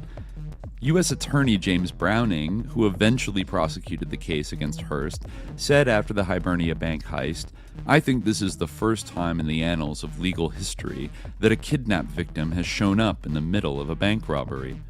Some argued that DeFries had his gun trained on Hearst during the robbery to make sure of her acquiescence, but FBI agent Dan Groves learned that Hearst was, at least verbally, an enthusiastic participant. He said, "I took the tape of Patty Hearst in the bank robbery over to the Berkeley School for the Deaf, and they read her lips as to what she was saying in the bank. And I guess that they said, according to them, 'I'm Tanya, up against the wall.' And then everybody giggled because they couldn't say it. And I said, MF? And they said, yeah, that's it. So allegedly she said, up against the wall, motherfucker." To all of these people in the bank. The guard Shay, the old. I like how she said what her name was. That's just you got to do that when you're sticking people up. You have I guess to identify she, yourself. Yeah. I think she was wearing a wig, but she definitely wanted people to clock who she was. Yeah, I'm Tanya Hearst. Up against the wall, motherfucker. The security guard, Shay, the old Irish security guard, was like, he's like, what were they saying? He's like, they're saying up against the wall and things like that. And they were really loudmouth about the whole thing, So I think that might be his diplomatic old-timer way of saying she was saying up against the wall, motherfucker. So yet another communique from the SLA hit the media on April 24th. And this, I believe, would be the last communique to feature the OGs and, Sin-Q. Hearst declared in this that the robbery had expropriated $10,660.02, a different amount than the bank reported. DeFries tried to explain the shootings were due to one man being uncooperative and another posing a threat. DeFries then weighed in on the ongoing horror, kind of at length, on the zebra murders and the racial profiling that Mayor Joseph Alioto had approved to try and find the killers. Right, so we talked a little about this. The SFPD's mid-April search for the zebra killers utilized the profiling of black men and included the issuance of zebra check cards issued by the SFPD in case the cleared suspect was stopped again. After more than 500 black men were detained in a week, U.S. District Judge Alfonso Zerpoli declared the emergency profiling unconstitutional the following Tuesday. Operation Zebra was condemned by DeFries as, quote, a planned enemy offensive against the people to commit a race war.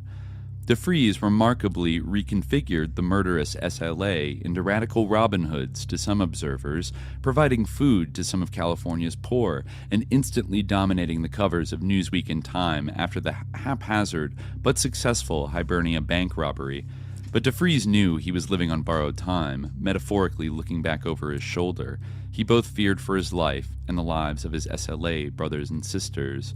Now, here's another, just a clock to add to the predictive programming file. This is a little odd. Lawrence Ferlinghetti, the owner of City Lights Books, the great beat poet, right. San Francisco's beloved Beat Generation poet, 3 years before the Patty Hearst kidnapping, wrote a piece called Las Vegas Tilt, in which he used the structure of newspaper headlines. In part, it read, Hearst's daughter castigates Hearst's America, attacks absolute spiritual bankruptcy. Wow. Ferlinghetti's predictive poetry had come to fruition, and Donald DeFries, alcoholic, secretive, overcome with a hyper-vigilant view of his underground existence, made the disastrous decision to leave the Bay Area and return to that place where his world as an informant had begun. So, yeah, that's a little odd, the Ferlinghetti kind of thing, Yeah, I mean, it's kind of in the same type of vein as Black Abductor in a way, like kind of this idea of like such a thing happening, Yeah. They're also, I noticed in one of the Paul Krassner columns after this bank robbery in the Barb, he pointed out something that I had noticed because I was flipping through issues of the San Francisco Bay Guardian, another kind of alternative weekly paper in San Francisco, and I noticed that the issue, like just before Patty was kidnapped, there was a huge article and I think like one of the leading the subtitles of it talks about it's about the Hearst newspaper empire and kind of how old and musty it's become. And I think it starts with like 19-year-old Patricia Hearst like recently told her dad, like, Dad, nobody under 80 reads the Examiner, like it's for Right. old people. And then Krassner, I'll give him credit for this one, this is kind of funny, he said, you know, with an opinion like that, it's pretty rich for then Patty to turn around and call Stephen Weed a sexist, ageist pig, which she does Right, in yeah. the post-robbery tape, where she's, I don't care if I ever see him again, you know, because Stephen Weed at this point kind of had decided to go rogue from the Hearst family a little bit. You know, they didn't exactly get along very well. You know, he ran off to Mexico City to do this Regis Debray kind of interview where she says there was some confusion about when they decided to like date the letter and when they published it. yeah. So she's like, I can't But even she trust felt that it was like kind of endangering her, like the, you know, or like humiliating her, but also possibly endangering her, like his interview, right? Yeah. He also, he did, I found an interview, I think it was probably from March, where the Barb interviews Stephen Weed at length, and he talks about his like negative experiences with the FBI. I know he gave a few interviews, one to Marilyn Baker at KQED, that they, according to Weed, kind of deceptively edited. Like, I think at one point they asked, like, you know, if you could say one thing to like Patty, you know, right now, if she could hear you, like, what would you say? And he said something along the lines of like, you know, just like stay strong and like blah blah blah. And then when he got back to the Hearst house, and they're like, "You dumb, like what? You didn't say like I love you, like you idiot, like come on." You know, they thought he was being a little too much of an intellectual. You know, it was really getting on their nerves. You know, he was just kind of head was in the clouds a little bit. You know, they called him Toothbrush behind his back because of his big like Nietzsche mustache. And his hippie, despite being kind of apolitical, his hippie appearance like really triggered like Catherine Hearst, especially. She did not. I think at one point she yelled at him that if like Patty had been at an apartment with Clark Gable, that the kidnapping never, if like a real man, then the kidnapping never would have happened. You know. So Stephen Weed decides he has to kind of go rogue and chart his own path, you know, through this crazy kind of scene. And, you know, he volunteers at People in Need for a while. I think he's actually involved in like a weird police altercation where he's like talking with Popeye Jackson, and then the police pull up because they see a girl that looks like Nancy Ling Perry and start to arrest her, and then Popeye Jackson like confronts the cops, and then they arrest him, and like a riot almost starts, and then some people like call Stephen Weed like a pig, like an informant, and it just gets all kind of like crazy. Yeah, he goes on kind of a weird ride. He goes down to LA for a while. I think that's actually after this. But he's on his own investigative journey. Did you play? I didn't hear what you play, but because you know it's outward facing. But did we read like Toko's communique at all? Because it's well, let me see. Yeah. Actually, the April 22nd one. This has. Let me see, actually, if I can. Well, the Tico, you mean? I played his first one in the intro, which is, I think, his first appearance. But I think the second one actually is the one where he talks about how Donald DeFreeze is a prophet and all these things. Yes, yeah, okay, I'm playing it right now, so people on the stream should be able to hear it.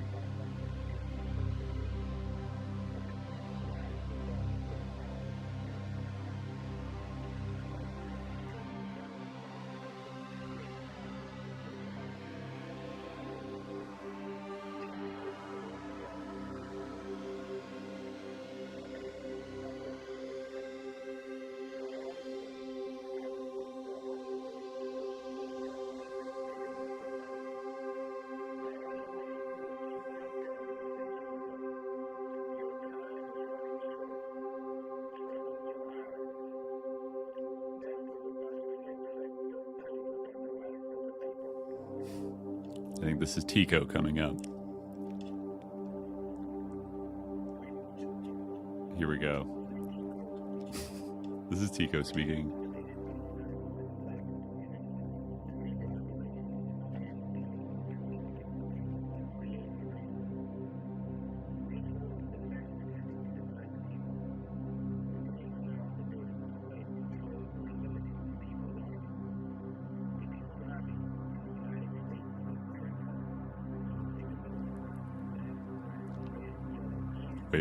Wait for it.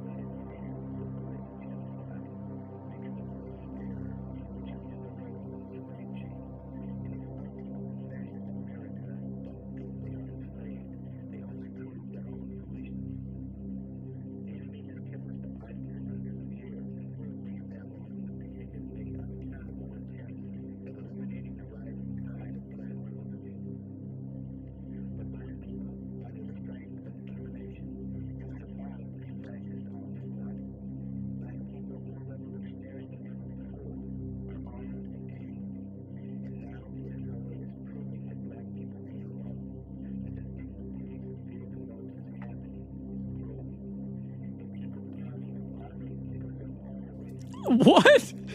Okay.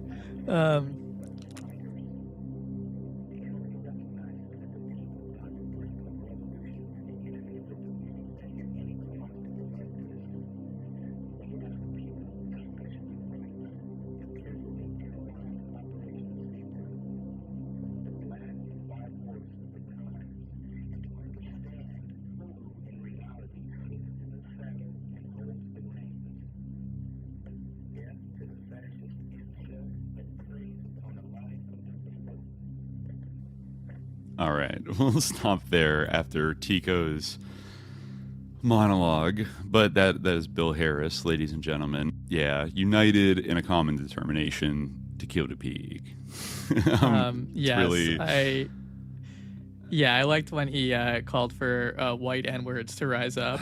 Yeah, I kept jump scaring it every time. You could tell Bill Harris just loves he believes he has like the pass, he has the pass to say it. You know, I mean, I guess he's in a cult, like a pseudo left cult. So like, if that's what it takes, like, he'll do it. Yeah. But he will be important. Future General Field Marshal of the SLA, Bill Harris, there, getting a little bit of screen time, and then tape time, and then Tania's message after that, where I think she calls Randy Hearst Adolf at one point, and then declares that she doesn't care if she ever sees Stephen Weed again, because over the last few months Stephen has revealed himself to be a sexist, ageist pig. Not that was a huge change from the way that he already was. It's just become more obvious. And she said she couldn't believe that the words he was speaking were truly from his heart, and not the dumb formulations of the FBI and Randy. So she's quite defiant in this case, and then goes on to say, like, we did an action, and like nobody would have gotten hurt if they'd followed the SLA's orders, and which I don't even think is like necessarily true. It seems like they just stumbled upon a bank. These guys just like stumbled walking into a bank robbery, and like Nancy Ling Perry freaked out and shot them. So they did survive.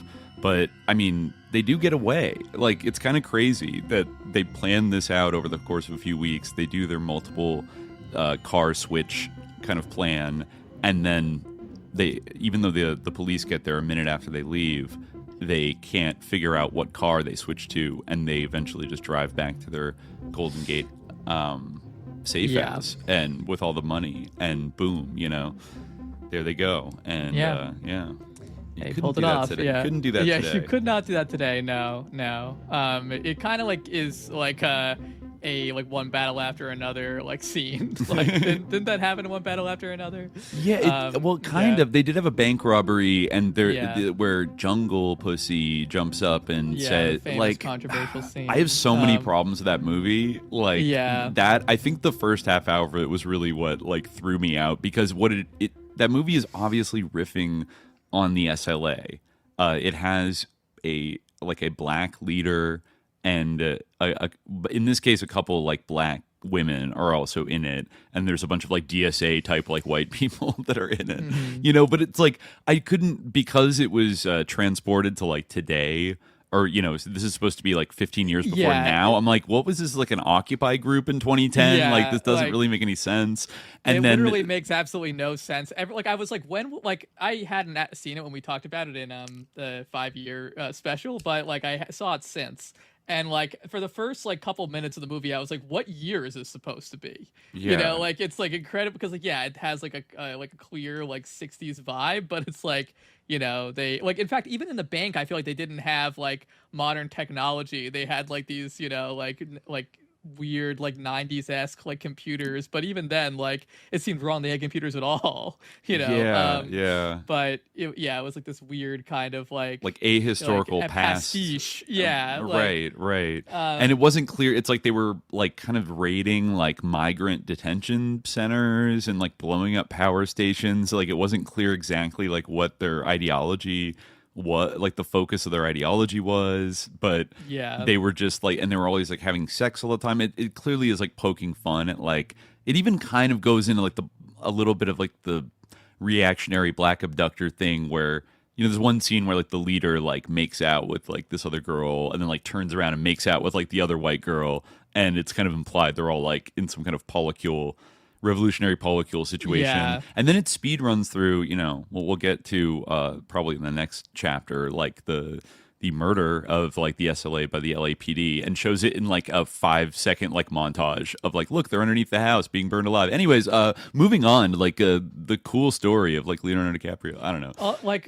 more than anything, that movie just sucked, and like it was a terrible adaptation of Vineland. Oh yeah. I like Vineland. I love Vineland. Vineland's like, good, but like you can't just like rip it out of its historical context of like this. It is almost shouldn't even be considered to be based on Vineland. I don't think. I would sue PTA if I were Thomas Pynchon. Yeah, honestly, like they should sue to have it removed, from the credits, like inspired by Vineland. I think it says, but it's just like it's such a cartoonish, ahistorical mishmash of. But we're supposed to like root for these people, but like if you're gonna be like telling a story about a group like the SLA, I mean, obviously it's like, what if the SLA didn't kidnap anybody and everybody in it was just down and like cool, and then they did a bunch of crazy stuff, and like then it's kind of mashing together like Weather Underground a little bit, where they're not like killing, they're not assassinating people or like kidnapping people, they're just like robbing banks and blowing up infrastructure,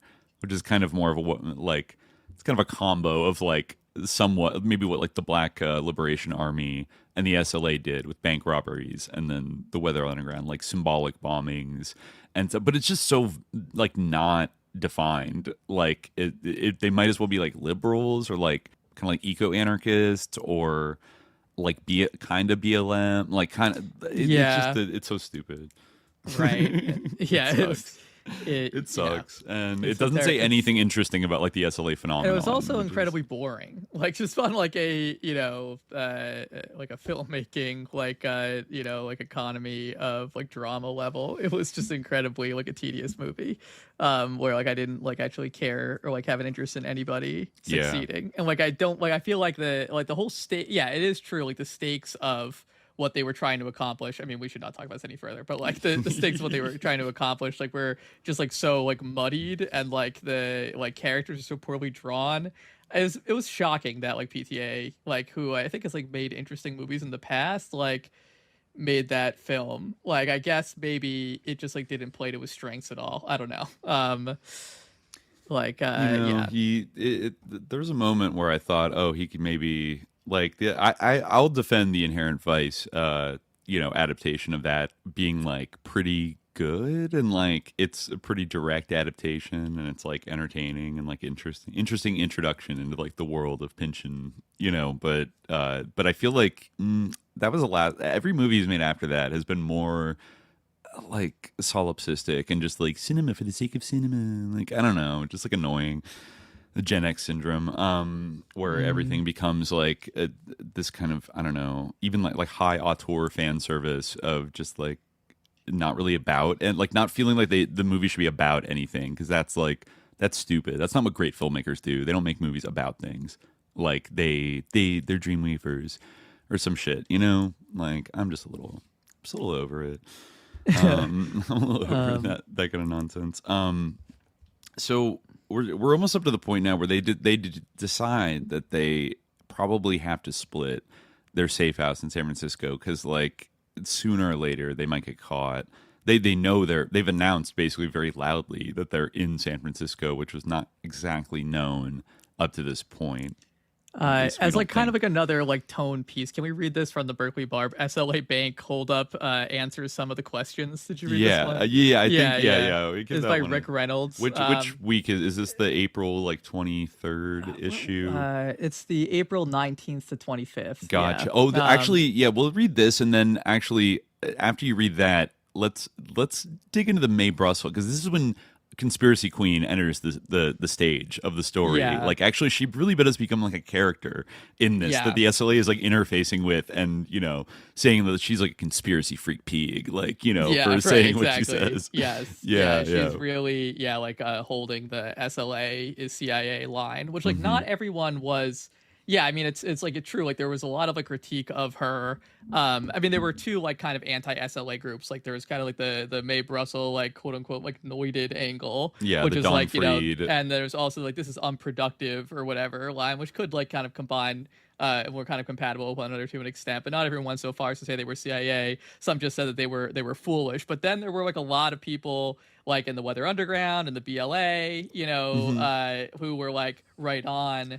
The BLA was how pretty. How dare you? Like you don't know what did you think revolution was? Vibes, essays, like exactly. That kind of angle. There are some. The BLA, which is basically the remnants of the Cleaver faction of the Black Panthers, which had split. They were very right on, and they had like editorials published in the Barb being like, yeah, exactly. Like, what do you think? It's not a dinner party. Like blah blah blah. And then the Black Panther organization that at that point was still Huey Newton, Bobby Seale, Elaine Brown, and David Du Bois. Wasn't a member, but he ran like officially, but he ran the newspaper. They kind of endorsed the Brussels Freed like line pretty quickly when it came to the fore about him. Like he was a snitch. He had worked for the LAPD. This is some kind of like adventurous sus like fake terrorist, like fake left terrorist group that's gonna like ensnare all of us other groups and implicate us in like terrorism or something like that. And Muhammad speaks of the same line. I mean, partly to do with like trying to distance himself from the whole zebra situation, especially down the line. But also, read the section. I will. But I just want to say like Paul Krassner like is also like kind of an interesting. You're mentioning before, but like he was interesting in all this because like he would kind of he just has this kind of like puckish like above it all sort of posture throughout this whole thing where he'll like on one hand be mocking the SLA or kind of insinuating that like there's something to like what Mae Brussell might, and then the other like the next column he'll be like kind of sneering at Freed for saying that Sing-Q was on the working for the FBI after he was attacked by them or something. Kind of it's he does have that above it all vibe. Presence. Yeah, he does. He's just like, I'm just documenting what these kooks are saying. I don't know. Like, in his Rumple foreskin column that appears so almost awful. every week. He is a pig. He is a pig. He is. I found an article in one of the May issues that definitely qualifies for peeing. You can let's just say it explains who his friends were decades later a little bit. There's a lot of good stuff like in May, but anyway, this is just April for now. Yeah, so this is by Rick Reynolds. The SLA has a sense of timing which no one seems to understand. On the morning of April 15th, Stephen Weed was in the Barb office talking with the editors. Basically, he said he wanted Patricia to live and he needed help. He asked the editors, and they agreed, to urge the SLA to do something to show that she was still alive and had not been physically or psychologically coerced into joining the SLA. Because of a news blackout, neither Barb nor Stephen Weed knew the Patricia and 8 members of the SLA had just robbed Hibernia National Bank at 22nd and Noriega in the Sunset District of San Francisco. Hidden amid the media's regular coverage of slaughter and sympathy were small 4-inch articles on the Sunset robbery. They noted only that 2 persons had been seriously wounded and the bandits had carried army carbines. By Monday noon, it was obvious to everyone in the Sunset District that this wasn't just an ordinary bank robbery. Within an hour, 250 FBI agents, sheriff's deputies, and police were combing the area for the SLA and Tania. And by 5 o'clock, the news media couldn't help themselves and were stumbling after the story. The first problem was to extract the bank photos and get the FBI to comment on Tania's role. Bank photos, which are always given to the media for dissemination, were mysteriously withheld. By late evening, however, Marilyn Baker of KQED reported that the FBI was filing warrants for Nancy Ling Perry, Patricia Mizmoon Soltysik, and Camilla Hall on bank robbery charges. And Patricia Hearst, address unknown, was wanted as a quote-unquote material witness. Positive identification of Donald DeFreeze took until morning when FBI agents had shown the photos to a close associate, probably Colton Westbrook. The FBI then released 8 of 1,200 photos taken by the bank surveillance camera, which show Patricia Hearst and the other participants. These photos were apparently selected to show Patricia Hearst as a pawn in the bank robbery. We are not ruling out the possibility that she was a willing participant, Charles Bates, the local FBI chief, said. On the other hand, there is evidence she was not. Refusing to believe that Patricia willingly participated is in line with the media's past fumblings with Patricia's character change. When Patricia's first message appeared, her parents hinted that she had been drugged, and it was later alleged that she had been quote-unquote brainwashed into joining the SLA. Only Dennis Banks of the American Indian Movement has come forward publicly with a contrary opinion. Channel 7 pieced together 3 of the bank photos, which showed Tania in the center of the bank in a supposed crossfire between Sing-Q and another SLA member. It looked to them like a setup, and the idea shakes up all sympathies with the SLA. Here was the woman, child of the Hearst family, knock-kneed and shaken. Her hand was in her pocket, not on the gun. Marilyn Baker of KQED examined the photo and concluded that Patricia must have had her hands tied inside her pocket. Other reporters were saying that it was a setup or the SLA would have shot out the cameras or at least screened them as bandits do on TV. But the news media hastily conjectured about the 8 carefully selected photos, while eyewitnesses at the bank said that Patricia's movements, which were aggressive and profane, were completely different from those in the photos as interpreted by newsmen. For 2 days after the robbery, unmarked blue Chevys with FBI teams crisscrossed the Sunset area, speeding up to stop signs, then flooring it across the intersections. Slouched in back seats, they looked like surly thugs sent by the mob to check out a new area. But by the second day, only Marilyn Baker followed them. Prior to the robbery, most thought the SLA was in some bunker in Oakland Hills or surrounded by the FBI. But the FBI had no idea where the SLA people were, and the G-men cleaned up by finding Sunset merchants and residents who identified Willie Wolfe, Emily Harris, Ms. Moon, and Camilla Hall. Following a hunch that the SLA split up and some headed towards the Golden Gate Park, they found a carbine and discarded clothes in a trash barrel inside the park. Most of the media, pleased with their snap analysis that Patricia was a puppet, split up between Hillsborough and the airport to catch Hearst as he returned from La Paz. As Randolph Hearst stepped off his private Learjet, he slurred in his typically unemotional manner that he thought the whole thing was terrible. 60 days ago, she was a lovely child, and now she shows up in a bank with a gun in her hand. In another gesture, he told reporters as they trailed him to Hillsborough that he would have another comment after he had studied the events. After meeting with FBI man Charles Bates, Stephen Weed spoke to the reporters at Hillsborough, telling them that he thought the whole robbery was a setup. The SLA is nothing without Patty, he said. I've made some sense out of the way the SLA acted, but because the SLA operates on a week-to-week basis, I have no clear conception of what to expect. But the SLA is concentrating on their propaganda victory, and if Patty is killed, it will be the end of their political organization. The day after the robbery, an occasional reporter drifted in and out of Hibernia Bank to talk. Gotta go to page 4, I think. Yeah, this is over here. Yeah, bank staff knew it was Tania. Yeah, right. Bank staff knew it was Tania. With Edward Shea, the security guard. Yeah. With Edward Shea, the security guard. But like the 1,200 bank photos, the FBI had clamped tight on all interviews with employees of the bank. As one woman at the bank said, I don't want to talk with anyone, just the FBI. That's enough. When I pressed her further, she said, hey, look, once you get your name in print, that's when they come after you. Who? I asked. Reporters? Reporters? She looked at me oddly. No, the SLA. Oh my She and the God. tellers have a blind fear of the SLA. The entire bank froze when Sin-Q and Tania burst through the door and shouted that they were the SLA. Inside the door, they confronted the security guard, Edward Shea, a key witness in the future grand jury investigation of the robbery. In Shea's version, he met Tania, not Patricia Hearst, who called him a son of a bitch and had her finger on the gun's trigger, ready to shoot. Not good trigger discipline, Tania, but okay. I guess I didn't teach that in SLA training. While Tania was standing by the door, Sin-Q went to the safe deposit desk and told women there to move. The woman froze, and when she fumbled with the button to open the counter, he grabbed her and pulled her across the counter to the other customers face down in the lobby. Sin-Q, Tania Hearst, and another woman then took up positions while 2 others went behind the counter. Yeah, that says counter. Sorry to read, but okay. Reaction to the SLA was in the air even before the bank robbery, but prior to April 4th, authorities were holding back to help Patricia Hearst's release. Now there was a daily flow of reaction, veiling a certain fear that other movement sects might join the SLA. Marilyn Baker put it best when she said, when you get a bunch of weirdos like these, all the other nuts come out of the woodwork.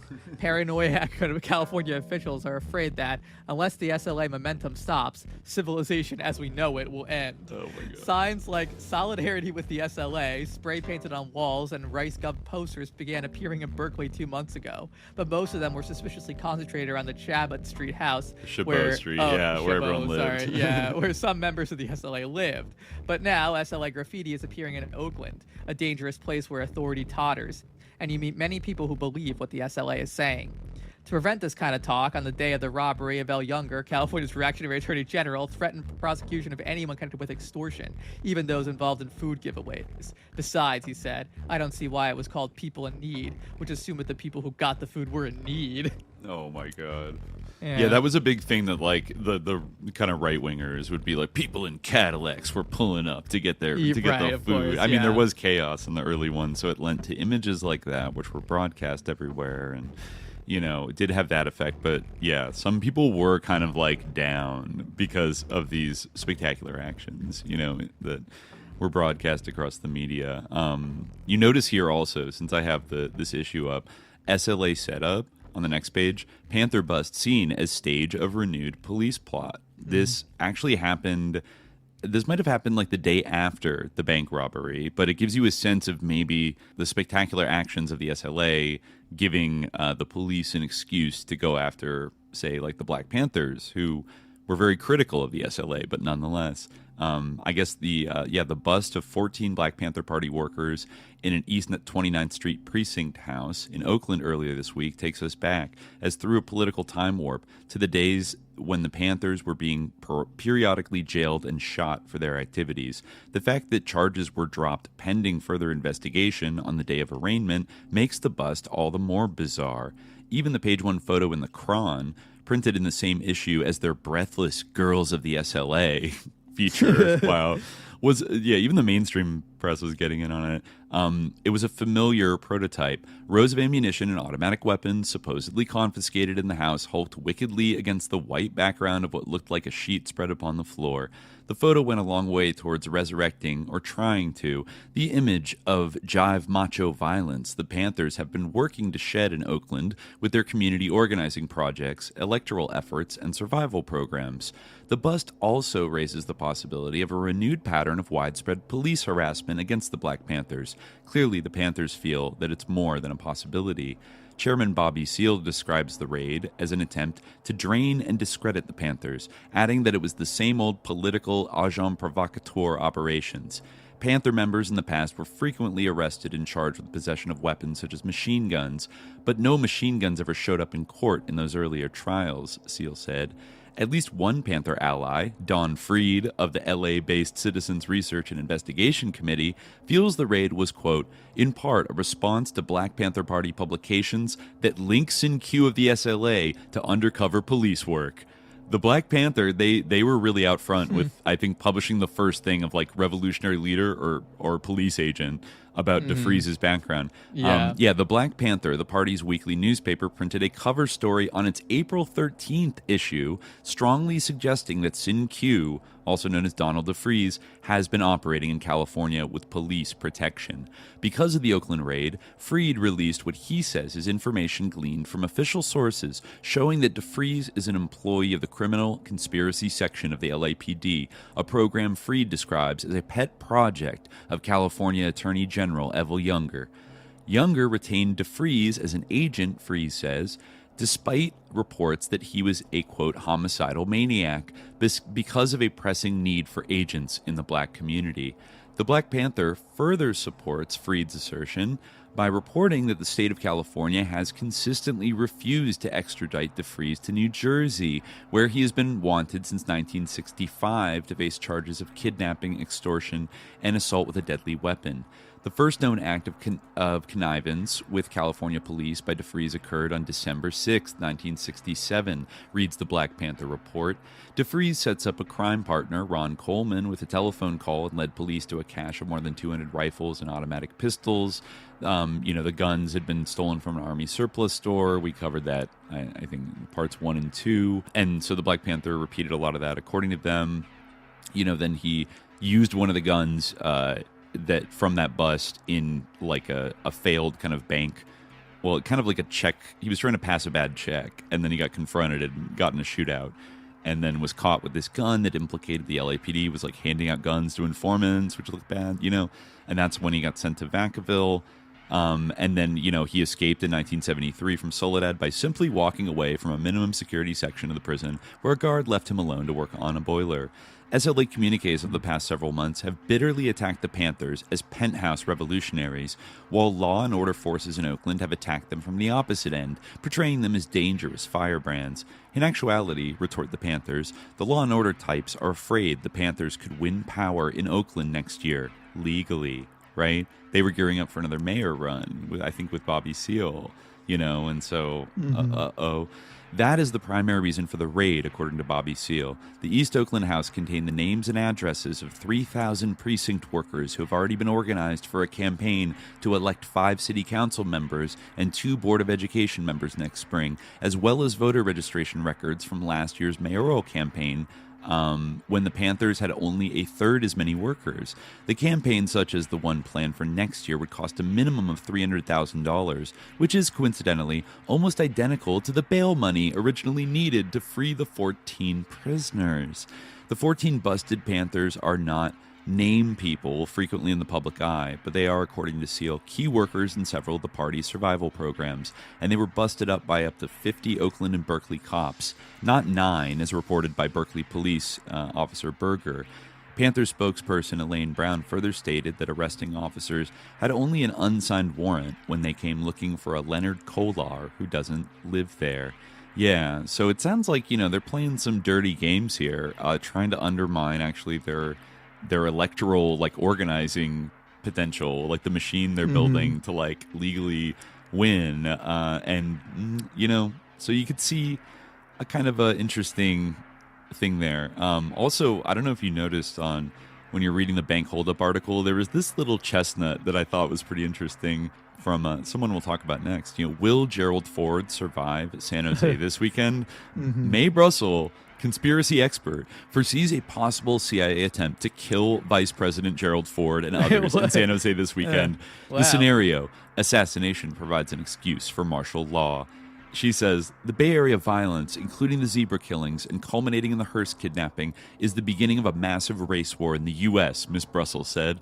I was hoping the Watergate investigation would get into the plan of Louis Tackwood, right, from the Glass House tapes for 72, because they just moved it to 74. What we might possibly see in San Jose is an escalation of violence, which possibly is the scenario for the Garden Plot, the 1974 martial law plan. We might see the murder of prominent politicians and newspapermen, which will be the excuse for martial law. Mae Brussell is scheduled to talk about assassinations and conspiracies at the San Jose Civics Auditorium on Sunday, April 21st. In fact, our conspiracy queen is the front page. She is the cover girl of the April 19th to 25th issue of the Berkeley Barb.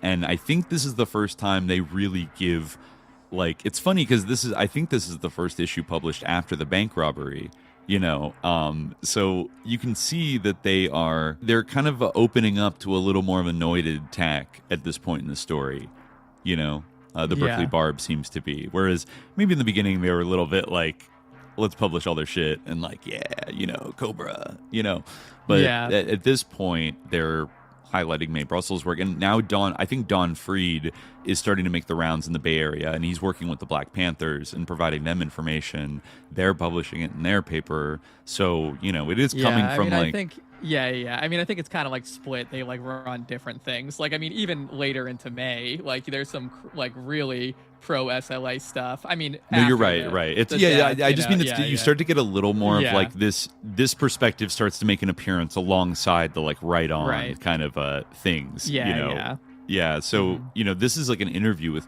Mae Brussell called "Is SLA Soon Q the First Black Lee Harvey Oswald?" Right. Yeah. So she's coming in hard, and of course, I think we all know a little bit about Mae Brussell. She hosted Dialogue Conspiracy on KLRB FM in Carmel, California, and obviously published things in The Realist, Paul Krassner's publication, and I think what she would publish in July. It's even mislabeled on JSTOR.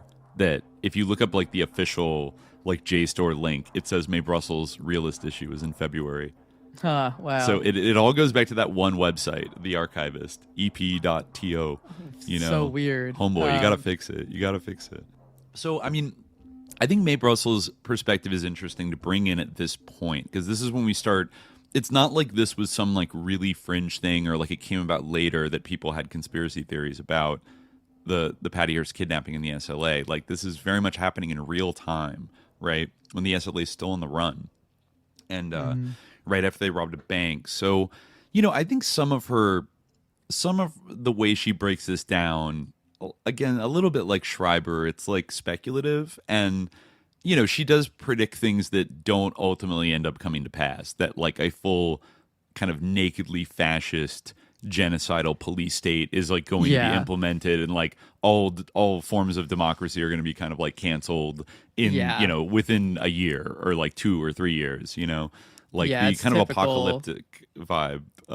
You like people swing for the fences, like, but really, like, it's kind of on a much. I feel like this is a common thing with like kind of like conspiracy universe people, where like you kind of need to put it on like on a more abstract level or on a longer time scale a lot of the time, like it's being talked about, but then once you do, there's like a little bit of truth to it. I would say that, because people in the chat were saying from some of the SLA tapes, like, you can agree with a lot of the things they say about like kind of setting up some kind of like race war, or like bringing in fascism. I don't think that Brussell is necessarily wrong about the kind of police state thing, like computerized police state that is gonna commit genocides all around the world, whatever, is necessarily wrong. But I think longer timeline than maybe they thought in the 70s for this to like really I guess there's kind of like this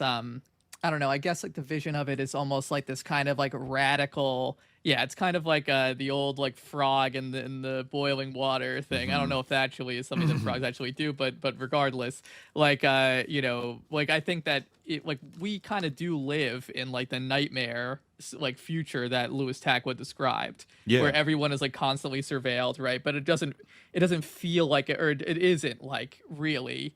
it's different from an Alex Jones type of like Agenda 21 like fan, like kind of thing, like, or the sort of like image of like UN troops coming in and like shooting like vaccine like a needles David into you Dees with painting guns. of exactly the baby like, injected with obviously- 5G vaccines. It's different from that, but like it doesn't mean that we haven't seen like some of these like ideas or predictions borne out like in a way.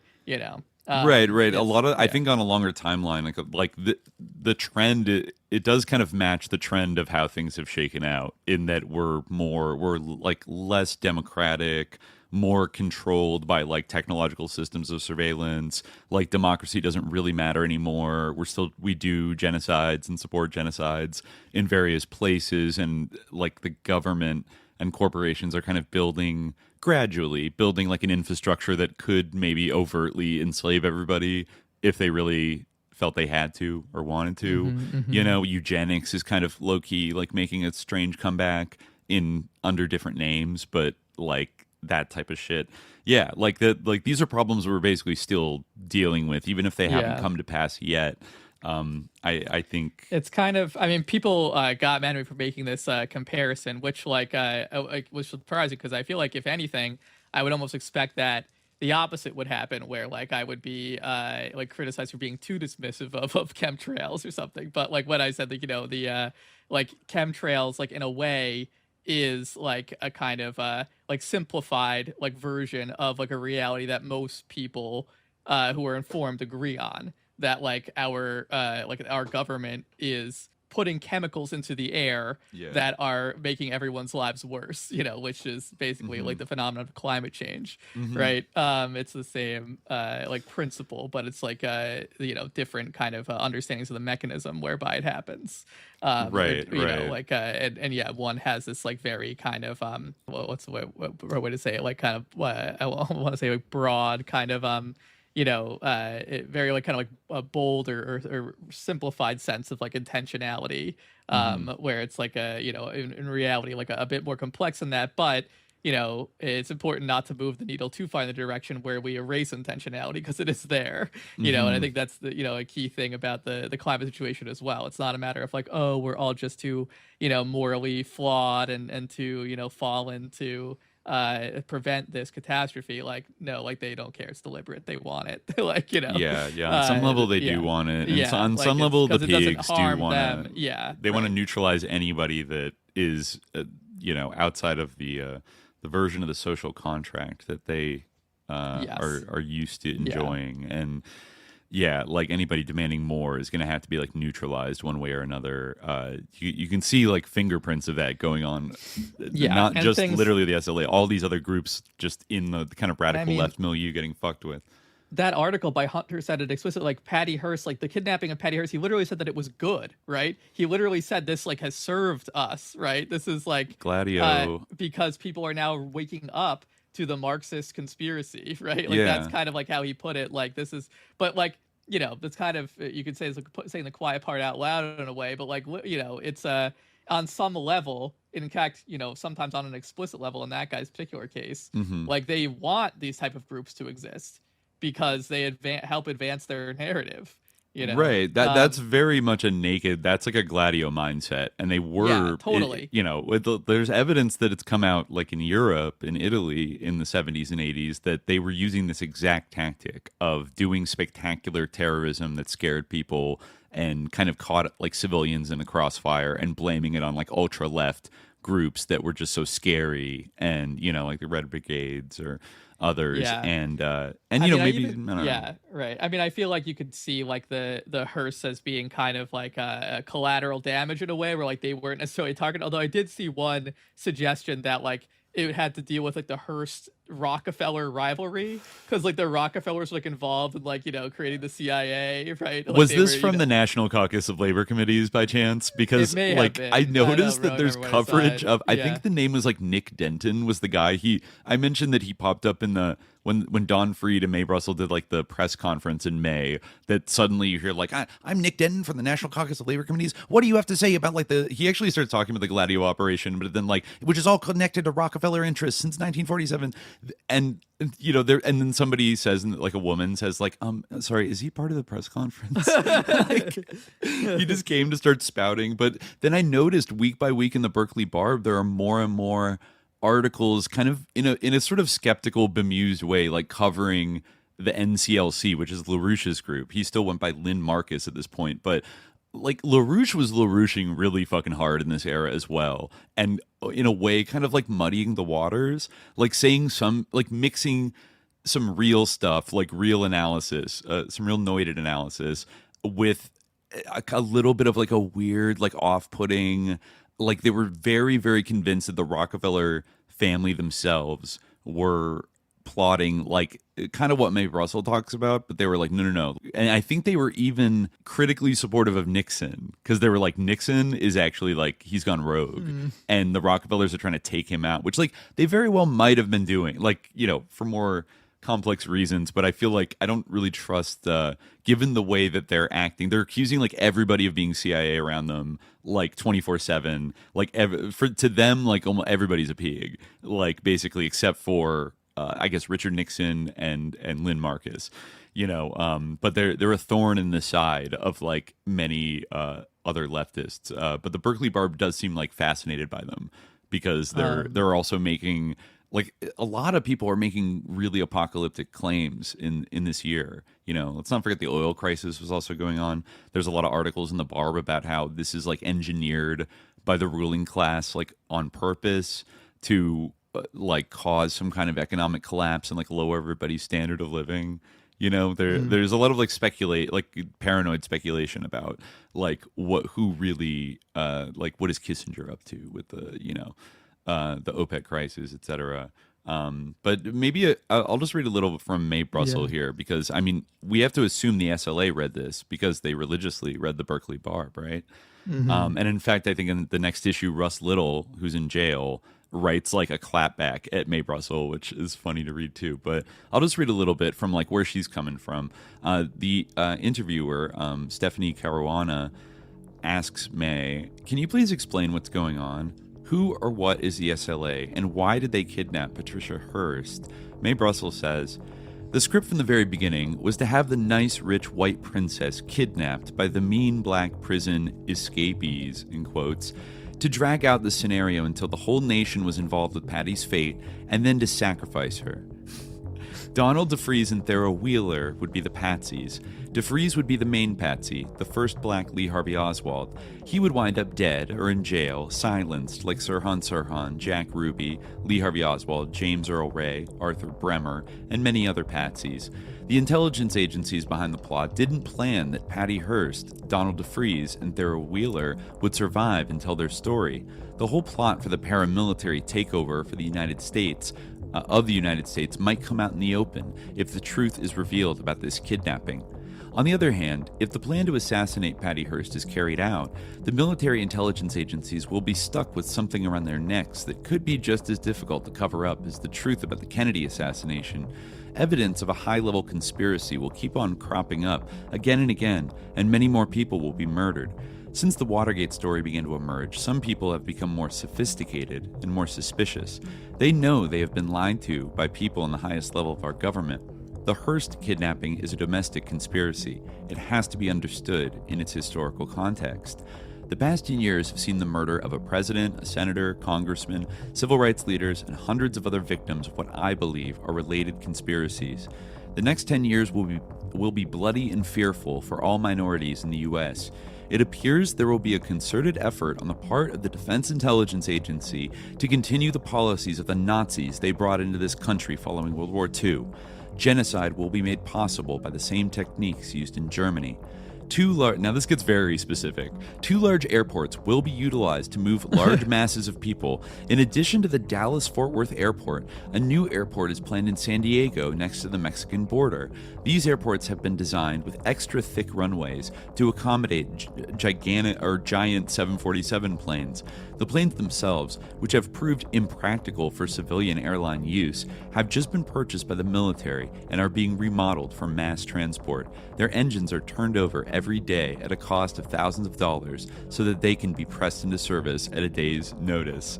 I'd like more info on that. I think they did use 747s as passenger jets, like internationally, I guess. But two large new prisons costing over $186 million are proposed for California. One is located in San Diego, next to the new airport. The proposed prisons in Vacaville and San Diego will specialize in, quote, mental problems, turning inmates into zombies. 12.5 million acres of California desert land, stretching from the Mexican border near San Diego to the Sierra Nevada, have been secretly and quickly closed off to all vehicles. Fear of dune buggies was the cover story for this act. There should be regular examination of this territory for new fences and structures of any kind. A new $105 million hospital, the most expensive in the world, is being planned for Travis Air Force Base in California. It's located on 82 private acres, inaccessible to most persons. This will be a computerized hospital, designed to include a revolutionary, quote, one-room treatment center. Colonel Oliver C. Hood admitted that this... Sorry, I have to go down to page 11. Here we go. Terror is official. There's a fun spread here. It's a picture of Mae. This one-stop treatment, laboratory, drug dispensing, examining room may be controversial and not universally accepted at this time. The point should be very clear. Given enough violence, murders, and kidnappings in the USA, the new hospitals, prisons, and airports will be used for mass genocide. There's nothing going on in our economy to assure housing, jobs, or education for minorities. Congress is purposely impounding funds, cutting off school busing, and denying legal aid for the poor. President Nixon is moving to reduce welfare funds drastically at a time when job opportunities for minorities are scarce. All steps toward equal opportunity and racial progress are being halted. These actions are said to be the results of the energy crisis. Preceding the Hearst kidnapping in February 1974, there was a series of carefully staged, senseless, motiveless killings. They were blamed upon, quote, cults. Persons who survived the murderous attacks described their assailants as zombies. Operation Zebra, Black versus White. A series of so-called Fillmore fires took place before the killings. They were named after Fillmore Street in San Francisco, a street in the black part of town. CIA arsonists have been known to do such things as burn their own churches, set fire to many buildings in order to blame, quote, hippies. The association of minorities with murders and arson was achieved. What we are now experiencing is the importation of the dreaded Operation Phoenix program into the United States. Well, she said it. William E. Colby, director of CIA, will be conducting paramilitary operations in order to escalate the necessity for martial law. Through various created and manipulated acts of violence, the only, quote, solution to chaos, anarchy, and senseless violent acts will be a police state. Colby's CIA specialty, the Phoenix operation in Southeast Asia, was known for its torture, political assassinations, mass murders, tiger cages, rigged elections, and slanted intelligence. Yeah, I think he oversaw the Phoenix program in Vietnam. Not very long before this. And, the fact that this person was approved for appointment as director of CIA by a Senate vote of 83-13 indicate that the Senate both agrees with and rewards an agent of theirs for these acts against mankind. It's no coincidence the same Senate turned down a vote after 25 years of stalling and debating on an agreement that would outlaw genocide as late as March 1974. Yeah, a government that funds, promotes, recognizes, and allows war criminals to direct their domestic affairs reveals a total disrespect for our lives. This monster and its vicious machinery will now turn upon us at home. The Phoenix program was an indiscriminate murder program in Asia, utilizing terror and the killing of innocent people. The Hearst kidnapping is part of the Phoenix program inside of the United States. Damn. Said very clearly. They ask, is the Hearst kidnapping related to other political assassinations and conspiracies? Mae Brussell says, yes. It is the most important domestic military action since the murder of President John Kennedy. Wow. Anyways, they ask, how are they related? The killing of John Kennedy marked the overthrow of a government elected by the majority. It was also the signal for a domestic war against minorities, students, and prisoners, and for the escalation of the war in Southeast Asia. The Hearst kidnapping is the beginning of the reign of terror on our streets. It is part of a deliberate campaign of terror. It will be used to justify larger private police forces, more repression, and larger and more expensive prisons. There will be increased public distrust of blacks, Maoists, prisoners, lesbians, gays, hippies, radicals, communes, and genuine protesters who will be described as terrorist guerrillas. The most important scare tactic will be to link this kidnapping to worldwide guerrilla movements. Actually, I'd kind of forgotten about this, but there were like other kidnappings that did happen right around like maybe the same week as Patty Hearst that she describes here. Or the interviewer asks, what about the spate of kidnappings that have suddenly occurred since the Hearst kidnapping? Are they related? Mae says, the kidnapping of Reg Murphy, editor of the Atlanta Constitution, was supposed to be synchronized with the Hearst kidnapping. There is other evidence that the two events were planned by the same officials. John Calzadilla, 8 years old, was kidnapped in New York by people who were anti-Castro Cubans, some from Miami. Persons who witnessed his captivity claimed that he was happy, enjoying himself, and unguarded. He appeared to know his captors and did not seem to be under any stress before he was returned home. The halting of Princess Anne's car by a well-groomed, unemployed man with over $700 and a phony Marxist-Leninist ransom note in his pocket was obviously an intelligence scare tactic. There was no possible way he could have taken her anywhere, since they were surrounded and closed off by traffic. John Patterson, the American diplomat who was allegedly kidnapped in Mexico, was seen at a service station less than 10 minutes after he drove away from the consulate and, quote, vanished. His car was chained to a camper truck, being towed away. Witnesses said he appeared calm and not guarded, and Mexican authorities doubted the kidnap report. Eunice Kronholm, the banker's wife from Minneapolis, came home laughing after her instant departure from the shopping center. Her husband paid $200,000 ransom to a group of 3 men who were not even charged with kidnapping. There's been a series of faked mini-kidnappings, similar to the rash of military-trained airplane hijackings a few years ago, which led to the stationing of armed police guards and X-ray machines at every airport. Yeah, that is true. Just because the media terms an event a kidnapping does not necessarily make it a kidnapping at all. So they say, are you saying that these are acts committed by provocateurs to create a climate of fear? She says, of course. All the recent kidnappings were planned, funded, and carried out by the same intelligence agencies. It would be easy to investigate the matter. Once the people are terrorized, you can force a police state on them. The Chronicle recently ran an article with the headline, "A Constant Watch on Radicals Urged." The article talks about a report made with California Senate subcommittee based on the recommendations of a 63-page manual. Where did this manual come from? They don't even know who or what the SLA is yet, but the manual is there. The report is ready within 5 weeks of the date of the Hearst kidnapping. They recommend increased security for homes and offices, a constant watch on radicals such as blacks, Chicanos, and labor organizations, and a neighborhood spy on every block. This is Nazi Germany. Damn. Yeah, so then they do say here, interesting, Attorney General Saxby was suggesting the Hearst kidnapping in Berkeley could be part of a worldwide conspiracy. So, yeah, on the opposite side, It's a communist conspiracy. He cited various manuals and textbooks circulating among terrorist and revolutionary groups examined by the FBI. So this is what Mae says about that, to rebut that they have a Maoist manual that teaches you how to brainwash. She says, the structure for my book, Murderville, USA, is taken from a U.S. Armed Forces manual printed in South Carolina called Unconventional Warfare Operating Procedures.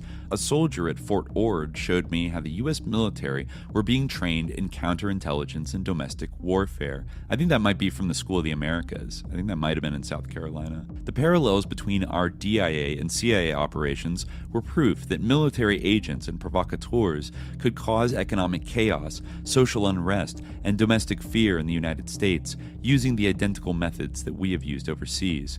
There is a closer relationship between our National Security Council and its intelligence operations and Nazi military intelligence than there is between so-called terrorist books and the international kidnappings taking place. Yeah, so she talks about they ask about the Foster murder. She says the purpose of the Foster murder was to establish the existence of the SLA. She does note here, we mentioned, in October 1973, the American Nazi Party was passing out leaflets in the San Leandro shopping center outside Oakland that stated, "There might be shotgun blasts into the guts of mixmaster principals and superintendents. Dr. Foster was black, and his co-worker and close friend, Mr. Blackburn, is white." I assume that's what mixmaster means. Yeah, I mean, that was mentioned in Schreiber's book. Just odd, right? Yeah. And, not just a white supremacist group, yeah. but one that has a presence inside of the California prisons, too, right? Yes, right. So I don't know. That's a little weird.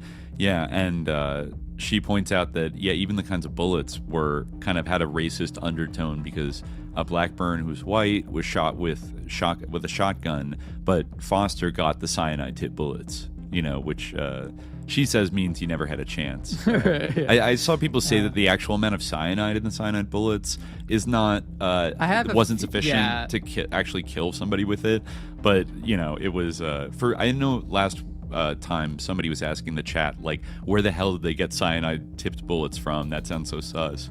And I mean, it is a sus like signature, but according to Patty, they made it themselves. Like, I guess you could. Yeah, right. Like, make it relatively easily, right?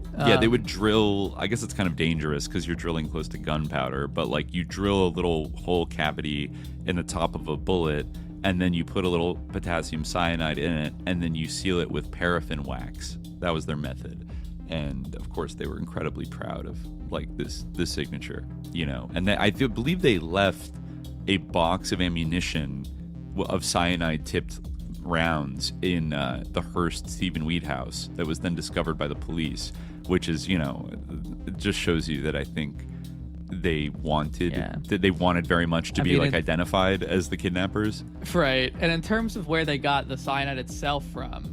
It was Robin Steiner. It Robin Steiner allegedly helped them get it? Oh, interesting. Right. But maybe I thought Nancy it was Nancy got Ling Perry. Yeah, because she had been right. She obtained it from a former employer. Briefly. Yeah. Right. Yeah. That's what I had read somewhere. Let me see if that's true. There basically is a story behind how they were able to, procure cyanide and do it themselves. I guess they had stolen it from a laboratory, apparently. Right. Yeah. Oh, it was Steiner. In her own account, she said that she stole it. Yeah. Yeah. Brussell also mentions that the so-called August 7th guerrilla movement, which claimed credit for shooting down an Oakland police helicopter and killing 2 Oakland cops in December 1973. Remember the SLA? Patty's like they're not involved with the August 7th movement, and they're not shooting down helicopters. Mae Brussell calls them a fictitious police front. The NTSB, she says, Hughes Aircraft, and local authorities said it would have been impossible for radicals to have caused these deaths. The purpose of these feats of violence in California, bragged about by people who are unknown even to the FBI and local police, is to spread the illusion that multiple terrorists are hiding among us, trying to create chaos and disrupt our daily lives. So I think in her thing, it's like the helicopter crashed due to mechanical problems, and then a fictitious, totally unheard of group issued like a communique being like, we shot down those pigs, and then just created like an illusion. And then the SLA gets involved being like, we disagree with like shooting down a helicopter. That's not good. Because it could fall on the people. You make it fall on the people. No. Yeah, exactly. So, but kind of like validating the existence of such a group, which I guess wasn't really, unless it was just another name for the New World Liberation Front, which was also a nebulous title that various people adopted. So she goes on more to talk about she does say something interesting here that addresses Russ Little and Joe Ramiro, and Russ Little's the one who claps back at her. So the interviewer says, the way Ramiro and Little were captured seemed strange to me. They were driving around in a van at 2 o'clock in the morning until a policeman came along and stopped them. They told them they were looking for the home of Mr. and Mrs. Devoto. Mae says, they had SLA literature inside the van. Russ Little drove away in the van and he was captured by police. Little had ID papers indicating that his name was Robert James Scalise. That was the name of a child who died of leukemia in Oakland in 1953. Joe Ramiro ran off and she alleges, made it to his house a few blocks away. Ramiro was also using an alias. The house had been rented by Ramiro himself under the name George Devoto. According to one newspaper account, Ramiro conferred with several other people in the house for several hours about what to do. One of the people in the house may have been Donald DeFries. The police were in the area looking for Ramiro, but they did not come to the house.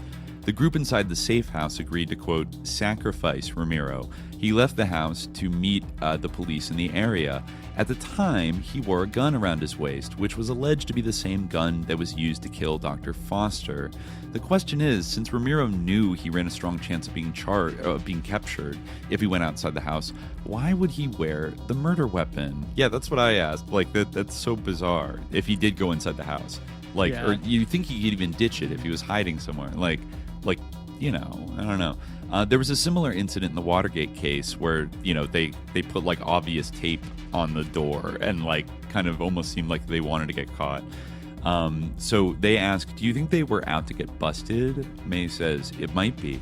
Having two self-confessed soldiers in jail gave the SLA more reality. It also linked the fictitious SLA to the prisons, calling attention to problems which would be used to bring down more repressions upon innocent prisoners later. This actually does strike me as a little odd that I hadn't really seen clocked. After Ramiro and Little were arrested, they were put directly into San Quentin, a state prison, without being tried or convicted. This is completely unheard of. Nobody goes into a prison that way. Normally, accused prisoners are held in a jail. One of the big motives behind the Hearst conspiracy was to involve radical prisoners and to suggest that those men, although behind bars, were having some influence on the violence in the streets. The script originally read that supposedly vicious black prisoners would avenge Foster's death by killing Ramiro and Little while they were housed on death row. But prisoners sometimes show more compassion toward their comrades, black and white, than prison guards and intelligence agencies want to believe. They all got along and helped each other. The government underestimates the intelligence of prisoners, hippies, and minority group members. When Ramiro and Little found themselves in San Quentin, they realized what was going on. They were chained up at night. They were dragged past the gas chamber on a special tour and were carried off by 3 carloads of FBI men for 2 hours to a secret meeting place without their lawyers present. Instead of being killed, Ramiro and Little began to get an education. They ended up in the cells of some very educated and intelligent men up on death row who understood what was happening and who could sit and rap with them. A very aware prisoner who is kept in one of the isolation cells in San Quentin has said, quote, "My keepers put 2 people back here with me. The Foster mess, you dig? Anyway, they are some beautiful people, and there was no reason at all for the establishment to take them out of the adjustment center and put them up here, in the quiet cells of all places. The officials don't like it, really, because all of us get along so good with each other. But you know how that goes." When Ramiro and Little realized they had become patsies and that they had been used, they tried to get a message across to DeFries, release Patty Hearst. Ramiro and Little may have realized that the whole SLA idea, the murder and the kidnapping, had been staged under the direction of intelligence agents. Lee Harvey Oswald recognized he was being framed 24 hours after his arrest. He lived only long enough to say, "I am a patsy, and I didn't kill anybody." Ramiro and Little wanted to prevent the climax of the plot from taking place, the murder of Patty Hearst. They got the message through, in spite of official obstacles. So they ask, "Are you saying there's no such thing as the SLA?" And she says, "The SLA Army was a fabrication of the CIA to make a small group of people believe they had the support of radicals behind them and could become heroes." I think that's actually kind of there's a very on point read, I think, to that. This entire production has been staged to create the impression that all clandestine intelligence operations planned separately in India, the Philippines, Ethiopia, South America, Africa, Mexico, etc. are one united radical front. Some kidnappings actually do take place for political reasons. This has not yet happened inside the USA. The Hearst kidnapping can be recognized for what it is by the methods it uses. They are all part of every past CIA operation. There's a tendency to simplify the culprits, such as trying to blame the CIA alone for the Watergate affair or other political assassinations and conspiracies. The fact is that the Pentagon, all branches of the armed forces, and the combined intelligence agencies work together in these plots. Extermination, murder, brain mutilation, electrode implants, and torture are nothing but a continuation of policies begun in Nazi Germany and imported into the U.S. after World War II. America is basically a racist country. It is obvious that we do not intend to utilize one of our greatest resources, our minorities, in the system. Because the intelligence agency is responsible for their links with known Nazis, I blame them for the zombie killings and California murders, as well as other mass murders across the nation.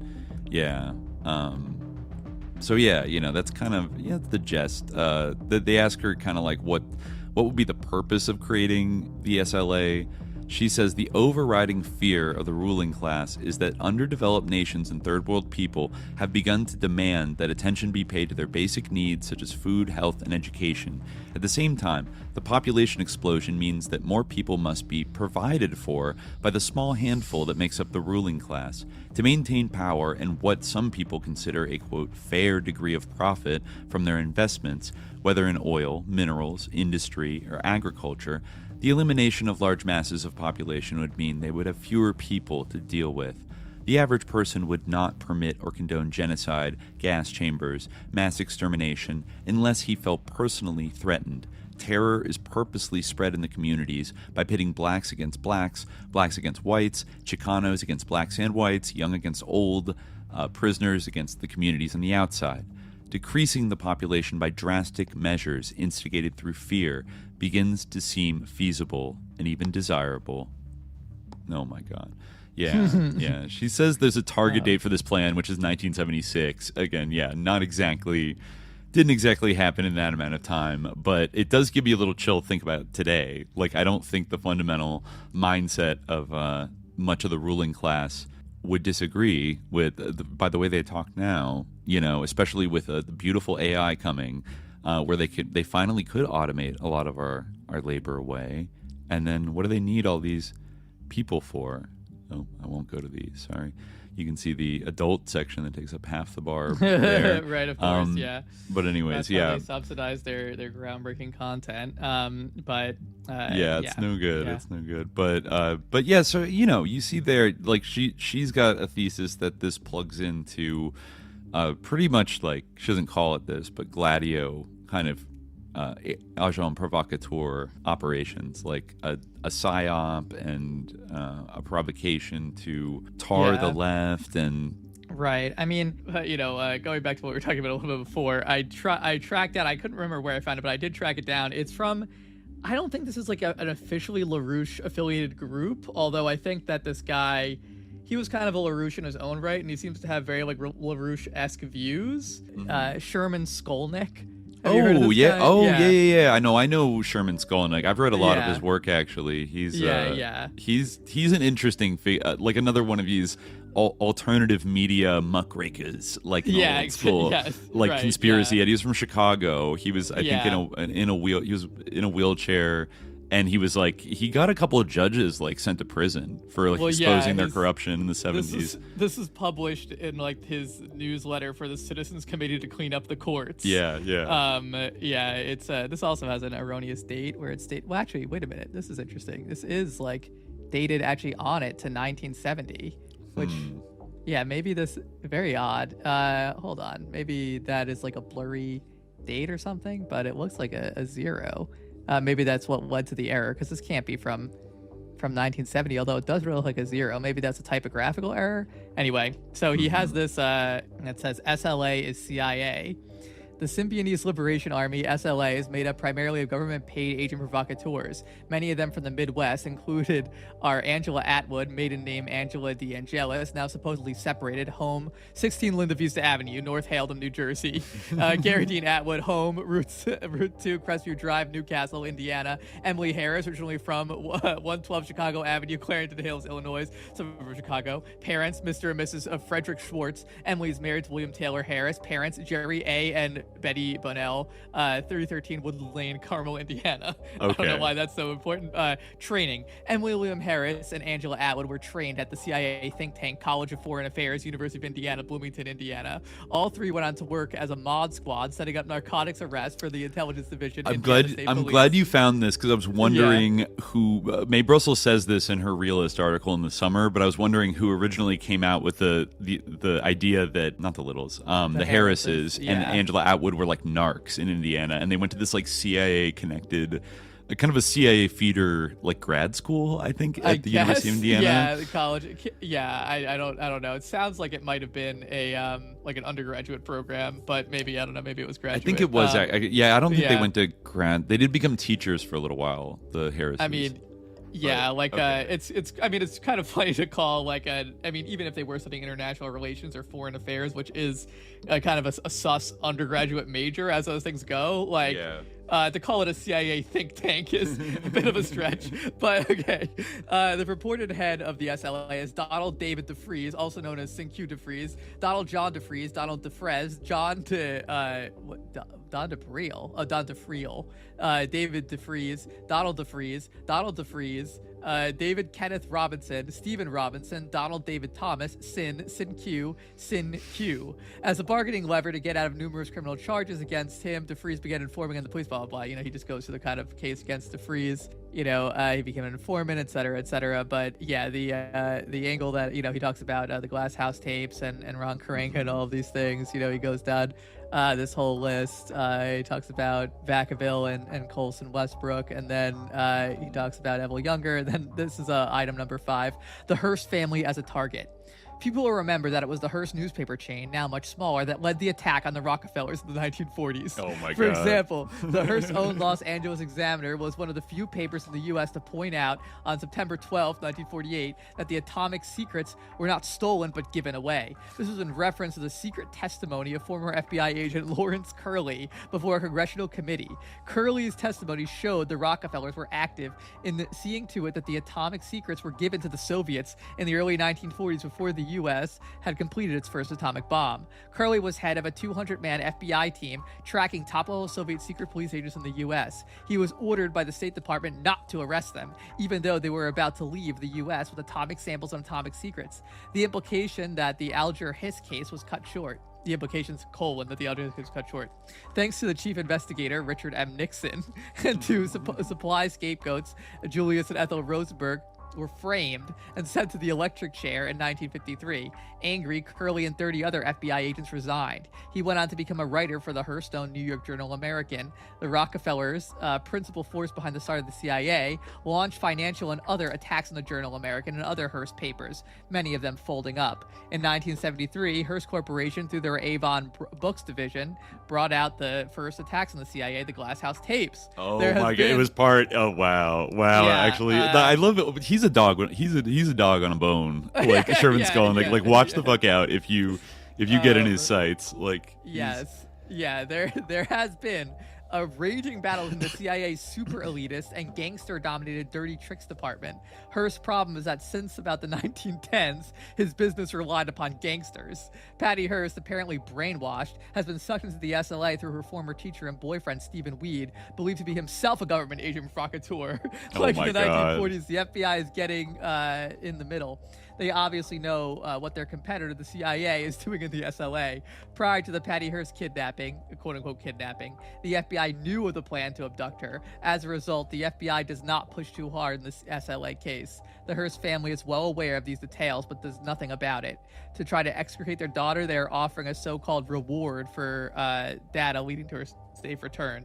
Purpose, to lay the groundwork for martial law in the United States. The CIA, through their apparatus, the SLA, is engaging in illegal domestic violence in this country. Damn. Yeah. It is funny to think about the different factions. We talked a little bit about like maybe the kind of LAPD or like the CCS or like Evel Younger's office and the FBI like might not have. There's some evidence that like the California state law enforcement and the FBI were not always on like exactly the same page. Right. Yeah. I mean, that would make sense, I guess. Yeah. Classic bureaucratic like rivalry. Yeah. And then if the CIA is like lurking somewhere in the mix, or military intelligence, and then even in the CIA, you have a Nixon faction and a Rockefeller faction. It can get very messy. Right. And then the Hearst, like, this is an intergenerational feud between the Hearst and the Rockefeller. Yeah, right. I mean, you could see. I mean, I guess that's one narrative. I was gonna say, the other way you could see it is that, like, you could say it's like collateral damage for having groups like that out there, but like on the whole, like these people, like they aren't like unlike the bank tellers, unlike the like workaday people who are like in the line of fire, like most of the people who are like who would be kind of making decisions about whether to sort of encourage the existence of these groups, like aren't going to be in the line of fire or really going to be concerned about this at all. But you could also, not to say that necessarily the Hearsts were personally complicit, but she is kind of a she's quote unquote anyone's daughter. She represents this kind of ruling class American family. So if anything, she's not the typical person who'd be swept up in it, but it could be an intergenerational family war. So they actually were targeted specifically. Well, even if the Hearsts weren't like complicit in it, they were picked especially out to be messed with. I mean, we can't forget that also, like, two of the Rockefeller. Maybe we've got to read that David Horowitz, expose about the Rockefellers. But like two of the Rockefellers, Abby and Marion, who lived in Berkeley, were like kind of lefty quasi-Marxists that were supportive of things like ramparts and other things like that. You could see like, sometimes the narcissism of small differences, like a lot of the social upheavals and stuff in the 60s were not just like a CIA psyop like against people, but also a way to like jockey for more power over like more influence in American society, to like direct it in certain ways to achieve certain ends. Like people, in a way, people are being like manipulated or puppeteered as part of like a larger chess game that was like invisible to most people. Like, for example, like if the Rockefellers or like the Mellon Hitchcocks, well, they were directly involved, literally, in the mass manufacturing of LSD and like financing the kind of religious mystical movement around it, right?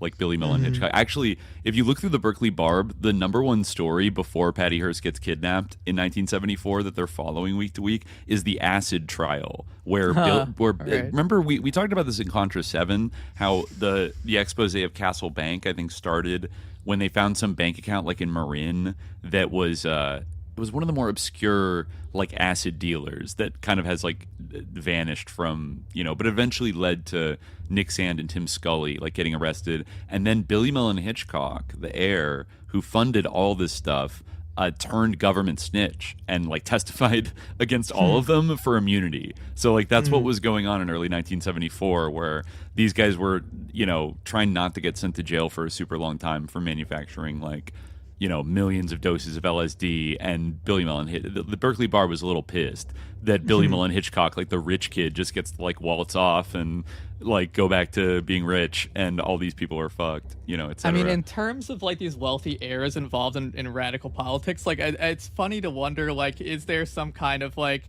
intergenerational like Cox like Hunt feud like that like underlies like the sort of like orientations of like even today yeah, exactly yeah like, this is really just like some deep like family thing that like goes back.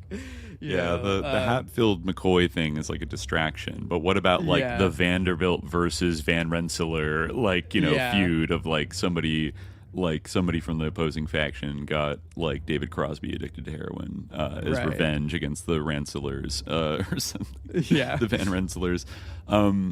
Maybe it'd be good to read here, since we just dipped our toe into like some of that noided discourse, to read the response from an SLA member themselves. In this case, Russ Little. This is from, I think, like the next week's issue. I'll put it up here. This is from May 5th, so about like 2 weeks after the bank robbery, the May 3rd through 9th issue, sorry. And kind of an interesting, you can see here like the terrifying 7-headed cobra looming over Patty. This is actually an interesting pairing of articles. One is by the famous prison rights activist who I think was wrongly put into jail for under like some COINTELPRO cooked up bullshit. Martin Sostre. I hope I'm pronouncing that right. But this is like a very I support the SLA article. Armed struggle, natural response to fascist rule. So he wrote this from prison. But first, let's look at solution is revolution, says Little. And this is Russ Little's clapback to Mae Brussell. The following letter, broadcast recently on KPFA, is from SLA member Russ Little. He replies to recent speculations and criticisms of the SLA, including Mae Brussell's recent comments in Barb, which I just read. Okay, so this is what Russ Little says in reaction. The SLA communiques have touched on all the points she makes about pig provocateurs, about JFK and Martin Luther King, and the onslaught of out-front fascism. I really question her trying to put the SLA into the pigs conspiracy. It seems that the politicos, the opportunist, revisionist cowards, are willing to go to any extent to confuse the people. Fascism is here. It's more obvious every day. The politicos admit it. But when some people get tired of watching the dying, imprisoning, etc., and do something, they're provocateurs, patsies. Repression breeds resistance. The cowards keep turning it around. Why? Because they talk about repression, they read about it, they're experts on government conspiracies, internal and external, but they don't feel repression, and they want to put that material experience off as long as they can. They say, do nothing. Don't encourage the pigs like they need it. Don't engage in revolutionary violence. Just go ahead and die a slow death. Don't bring the pigs down on us. We're white. Fuck them. Okay? If Sin-Q and the SLA are patsies, why did they expose Colston Westbrook as a real pig agent? This is folded, so I can't see what it says. Something about programs and something on a nationwide basis. I'm not sure. Yeah, maybe if they why did they introduce food programs or something? Maybe that's what it's about the criticizing the Vacaville, something like that. He goes on. On one hand, she's saying, I'm well known in the Department of Corrections. On the other hand, I'm a patsy who realizes it after experiencing prison conditions and being with revolutionary prisoners. I have no doubt I know more about the California prison system, Jonathan's and George's deaths, the BPP, than she ever will, and I knew it before I was taken to the AC, Adjustment Center. That is why we were taken there. The cowards have two lines. One, if something is unsuccessful, it is adventurist. Two, if it is successful, it's a government conspiracy to bring down the heat on them. They won't admit that revolutionary violence is necessary, is practical. It works. Everywhere else, outside the USA, they praise freedom fighters. They talk of how when it's time, they'll be ready. Spontaneous, well-trained revolutionary guerrillas. They talk, and wonder why no one listens except their white political buddies, or white politico buddies. They are hypocritical liberals, counter-revolutionary punks who spout leftist rhetoric when they're absolutely sure nothing will come of it. But if something does happen, they'll attack the hell out of it, do the pigs' work. They're unpaid volunteer agents trying to lead the people quietly to the gas chambers. They disgust me. Next, they'll be saying the BLA, Weather Underground, Black Guerrilla Family, San Quentin 6 are all being controlled by the CIA. What stupid shit. They call the proven freedom fighters government agents. The unity among the underground bothers the politicos at least as much as the pigs. Sure, it's an international conspiracy, with freedom fighters all part of an international proletarian revolutionary movement, and we're winning. We've never met, but we do know each other. We have the same enemy, suffer the same setbacks, enjoy the same victories, die by the same U.S. Grade A bullets. I'm not going to try to expose any more of her lies and contradictions. It's a waste of time. She's so sure of the omnipotent, all-powerful pigs. She can't believe that they fucked up, that real revolutionaries actually escaped from prison, that they managed to hide, survive, build, it's cut off again, something leaders, that they could act successfully, powerfully. But you can bet your ass one thing, the pigs believe it. They're scared shitless. They tremble at the thought of the rage, the intelligence, the dragons locked down in their adjustment centers, holes, and strip cells. The politicos know. They won't admit it because they enjoy reading Marx and Lenin, smoking weed, and lying around in the sun too much. Too bad for the spoiled brats. Take care. Send our love and regards to the comrades. Do whatever you want with this. Seize the time, Russ.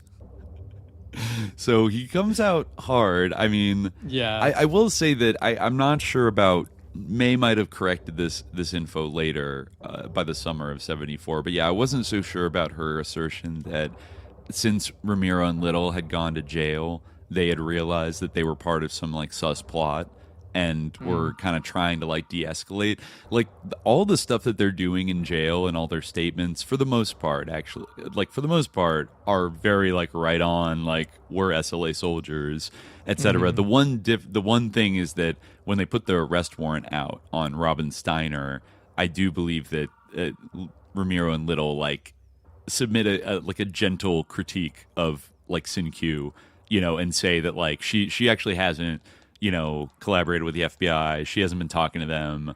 Like, you should reconsider the death warrant you put on her, blah, blah, blah. But he doesn't seem bothered that Sin-Q and the SLA exposed Colston Westbrook as a real PIG agent. Like, he's not saying, like, I don't think in his subsequent communique that he said that, oh, you shouldn't kill Colston Westbrook. Right. Whatever. They also, they almost escaped. Like, that's a little bit later in kind of the SLA phase 2, but like they actually almost escaped from, I think, the Alameda County like jail at some point by stabbing a guard in the neck with a pen and then like wrestling his keys loose and unlocking themselves and going for the weapons cabinet.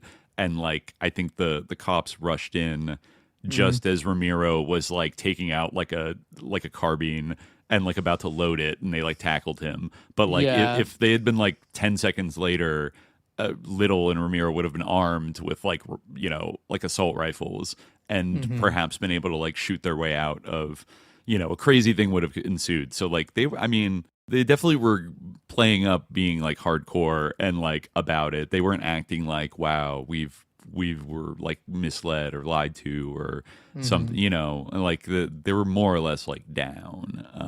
But nonetheless, I mean, I don't know, like the other SLA members will kind of start to come out. I think Bill Harris, Tico, calls them like drugged out conspiracy freaks or pimping the people with ridiculous tales of Sin-Q being a Fed, like, being a pig police agent, and like, that's ridiculous. Like, how dare these people like say this? Like they're he doesn't name Mae Brussell by name, but he's obviously talking about her and Don Freed and probably Paul Krassner as well.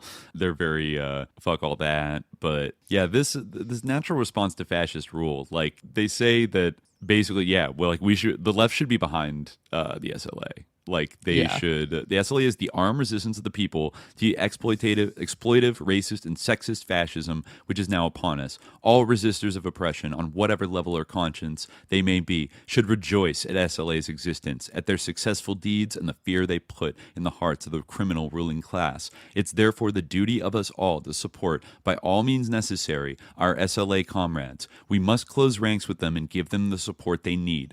Let's not fall for the malicious lies spread by agents of the FBI about the SLA, which are designed to isolate SLA from the people to make it easier to capture or murder them. I have carefully studied the Declaration of Revolutionary War and the Symbionese program of the Symbionese Federation and the Symbionese Liberation Army and find it generally sound. It incorporates much of our historical revolutionary experience. I believe the Symbionese Liberation Army has one of the most advanced revolutionary programs for liberation in operation within the United States of America. The SLA represents the greatest challenge to fascist power because it objectifies the nucleus of the People's Army, which, as history shows, is necessary to deliver the death blow to the military arm of the fascist parasitic class. Your comrade in struggle, Martin Sostre. Federal Detention Headquarters, New York. Ooh, yeah, that guy got like an award from Amnesty International, I think, in like 1973 as like a prisoner of conscience. So kind of like well respected, even by the kind of liberal, prison reform kind of movement type people. But he's going hard, So once again, the Berkeley Barb's kind of swinging a little bit.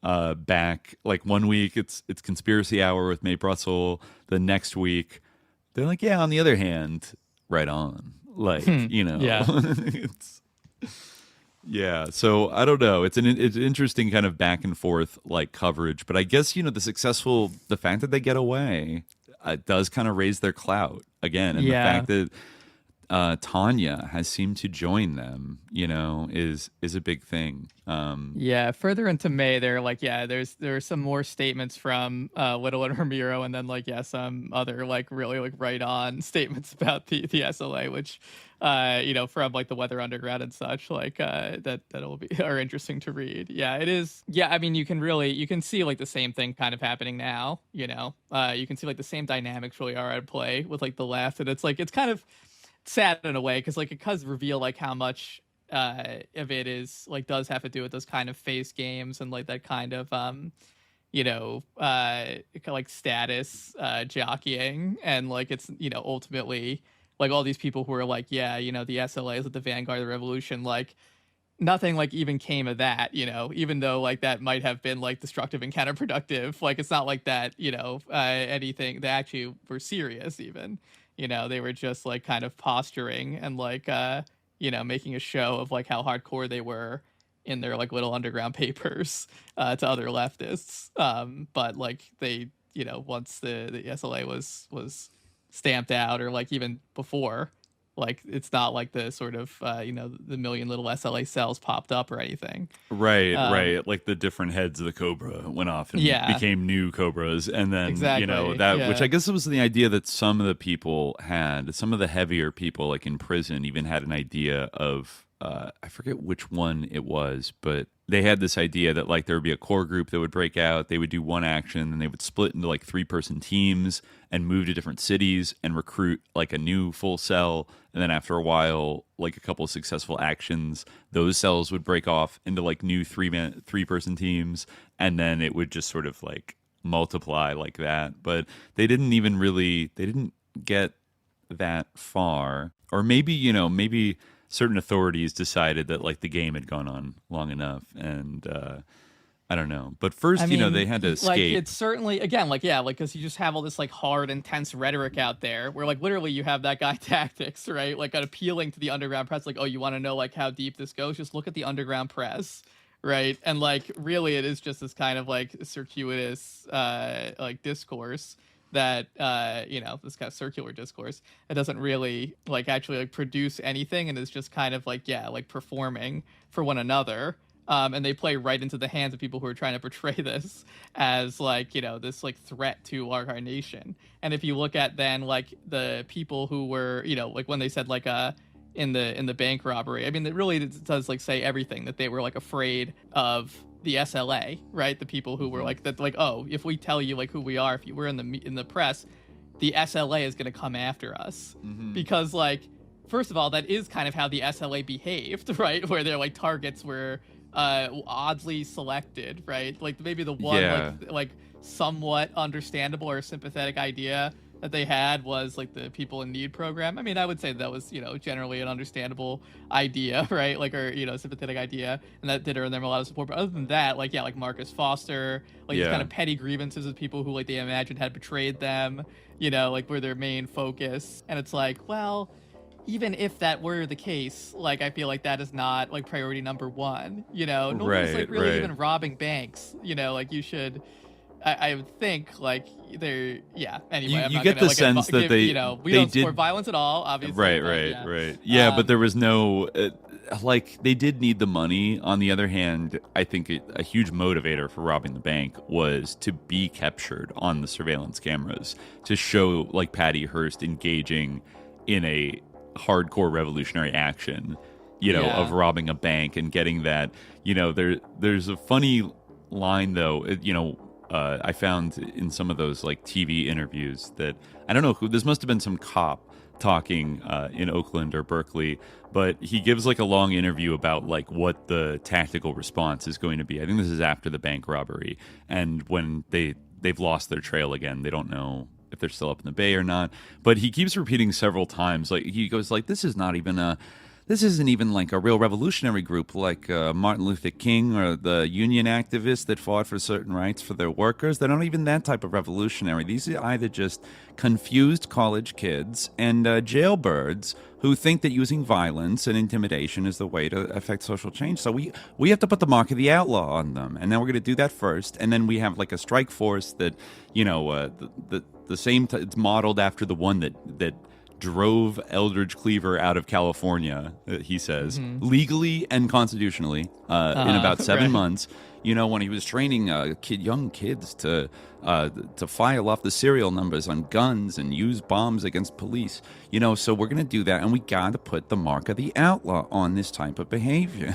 Like, what the fuck is the mark? What is this cowboy justice like mark of the outlaw thing? Where I guess he means to like delegitimize it as a valid form of political action. Exactly, They're just bandits. Like they're not true. Even though like having the mark of the outlaw kind of sounds cool. It does sound badass. Yeah, it sounds like an epic western that like would be like great. Yeah, giving them that Robin Hood mark of the outlaw. Yeah, I can hear the song now. Yeah. Yeah, there is a kind of like a schizo, like a Batman needs Joker kind of thing of like they want to crush them, but at the same time, the image that the SLA is cutting for themselves does have certain benefits for the pigs, like, and for the law enforcement and like conservative power structure, people like Reagan and Abel Younger.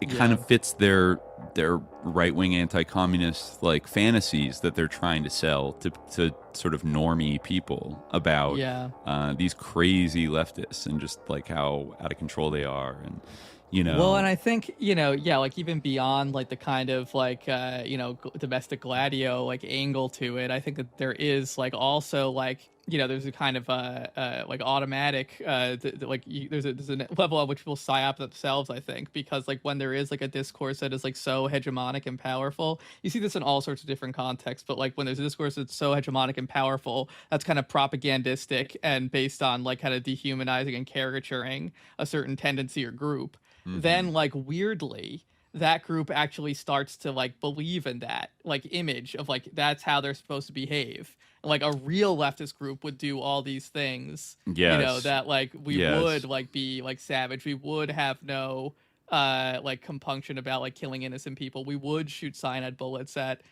bank tellers or something, like we would kill people wantonly. Like we would like relish murdering civilians, that's like what is, it's kind of like being baited into a face game with like the authorities, the reactionary authorities, so that you can be like, like I do sacrifice kids, like or something like that, like we do kill, like we love killing, and it's like, you can get kind of negatively polarized into being like that's good. It kind of reminds me of like Muslims like who like kind of atomize like modern Western Muslims who like see like Orientalist paintings and stuff like that and think like that's our history, something like that. And they're like, oh, that's cool. Like back when we had those scimitars and back, like stuff like that. It's like that was never real. That's like a racist fantasy, Yeah.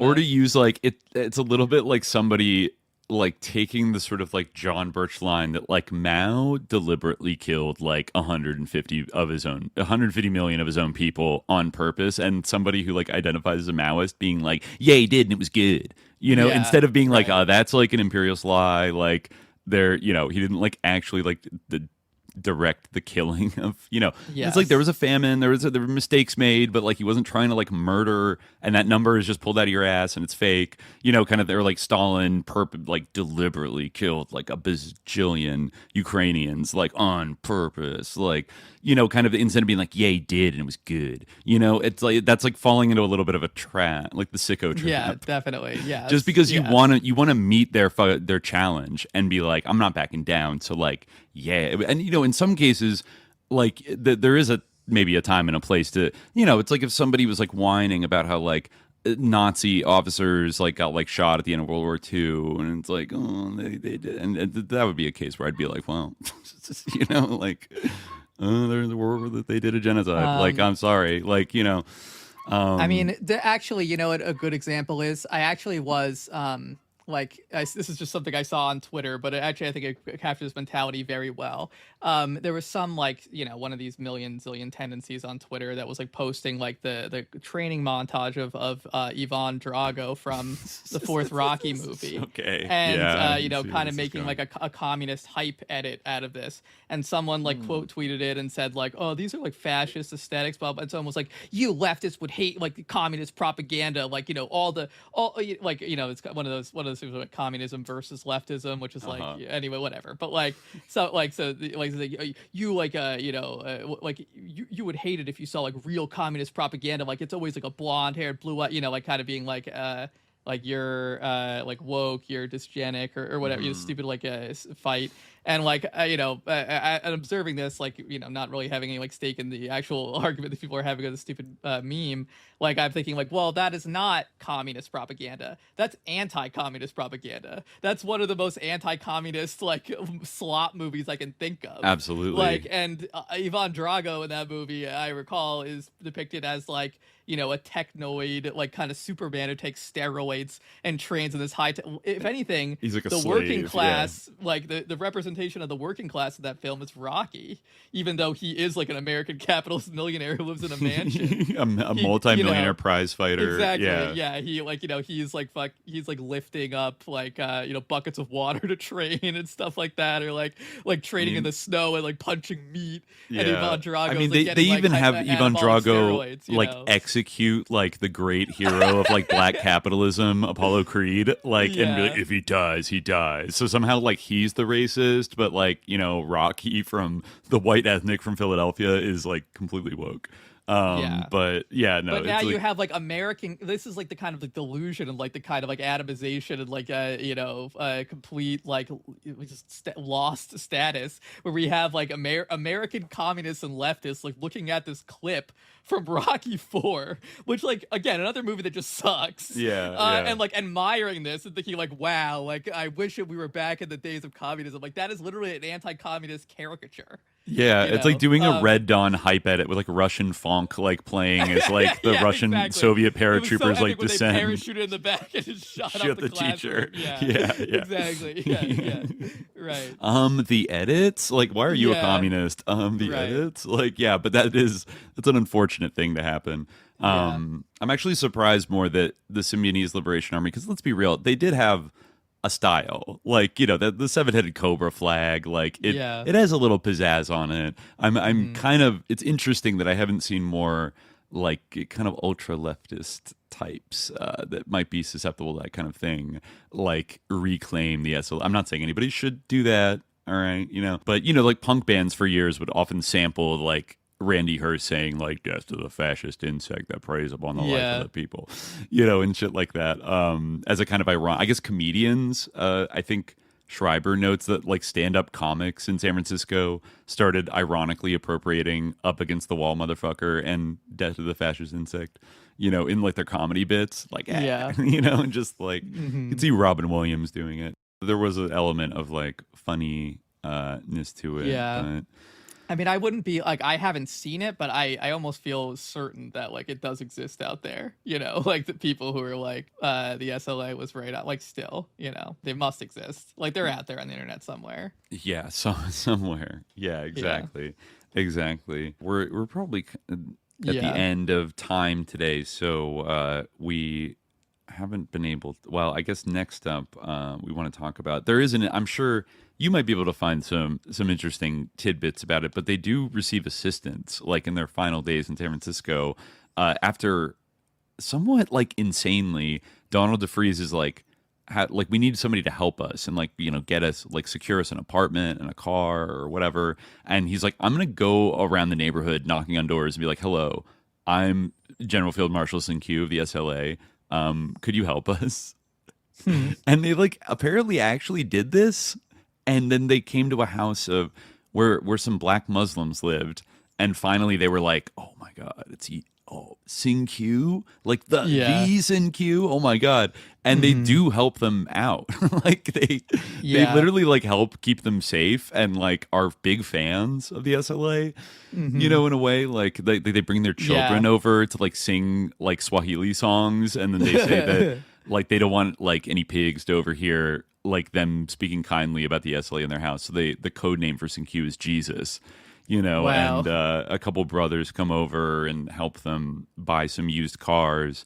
And I think they secure for them like a warehouse in Bayview Hunters Point where they dress up in like theatrical blackface to like drive over to, it's a black neighborhood, and then stay inside of this warehouse for a while. And they buy them. I think they give them some money from the bank robbery to go out and buy like a used car. And so then they do that for them, like register. And then I think they buy like 2 cars, and then I think he says like you can keep, the second one, like with the money we give you, or whatever. And that is how they break what Bill Harris, Tico, calls the massive pig encirclement that descends upon them in the San Francisco Bay Area, and make it down to my new adoptive hometown of Los Angeles, which is a different world. As loud and as sneaky as the piggery is up in the Bay Area, we've already covered a little bit of the LAPD. This is a notorious police department, especially in these years, and they definitely have a mandate to hunt and to search and destroy the SLA if they come on their radar, which eventually they do. But that's that's another huge twist point of the story. What happens in Los Angeles? I think maybe next time we'll crack into that, because that also becomes another like very mediated, like spectacular TV event. It's actually kind of the final shootout of the SLA 6. That is one of the first times that there was a live streamed, like with satellite link, like a live streamed like news event, violent confrontation, unfolding in real time on the evening news. Something that we would all be in our post 9/11 world would become very, very familiar with. But this was one of the first rollouts, as well as a little thing called the SWAT teams, right? Like this is one of the first debuts. Mm-hmm. It actually leads to like a national clamor among police departments. Like they all want a SWAT team after seeing what they do in Los Angeles, which is pretty dark, pretty fascist. Right. But, oh yeah, I'll play the rest of the post-robbery. Oh wait, no, that's April 3rd. Oh, actually, no, I will play the rest of this, because then we'll get the national anthem of the SLA. It's only fitting that we play that again. But yeah. Thanks for tuning in, everybody. We'll be back on Patreon, I think on Monday, to continue this for part 6. And yeah, shit's gonna get real heavy. But until then, dear listeners, stay vigilant. Peace.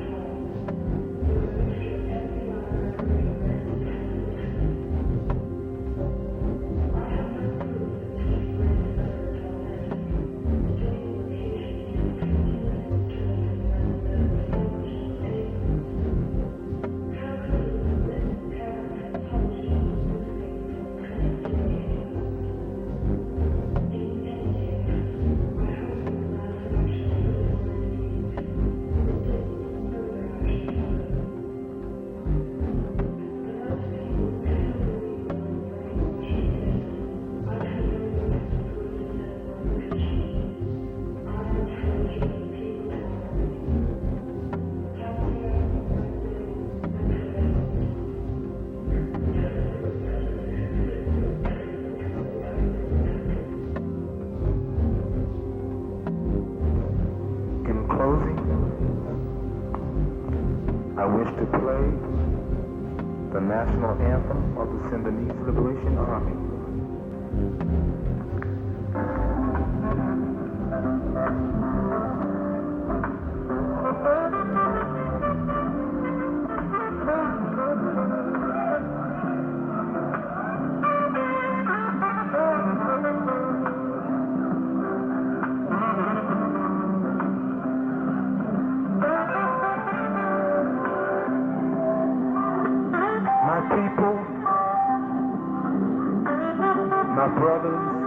Sisters, free the people, free the land, and save the children.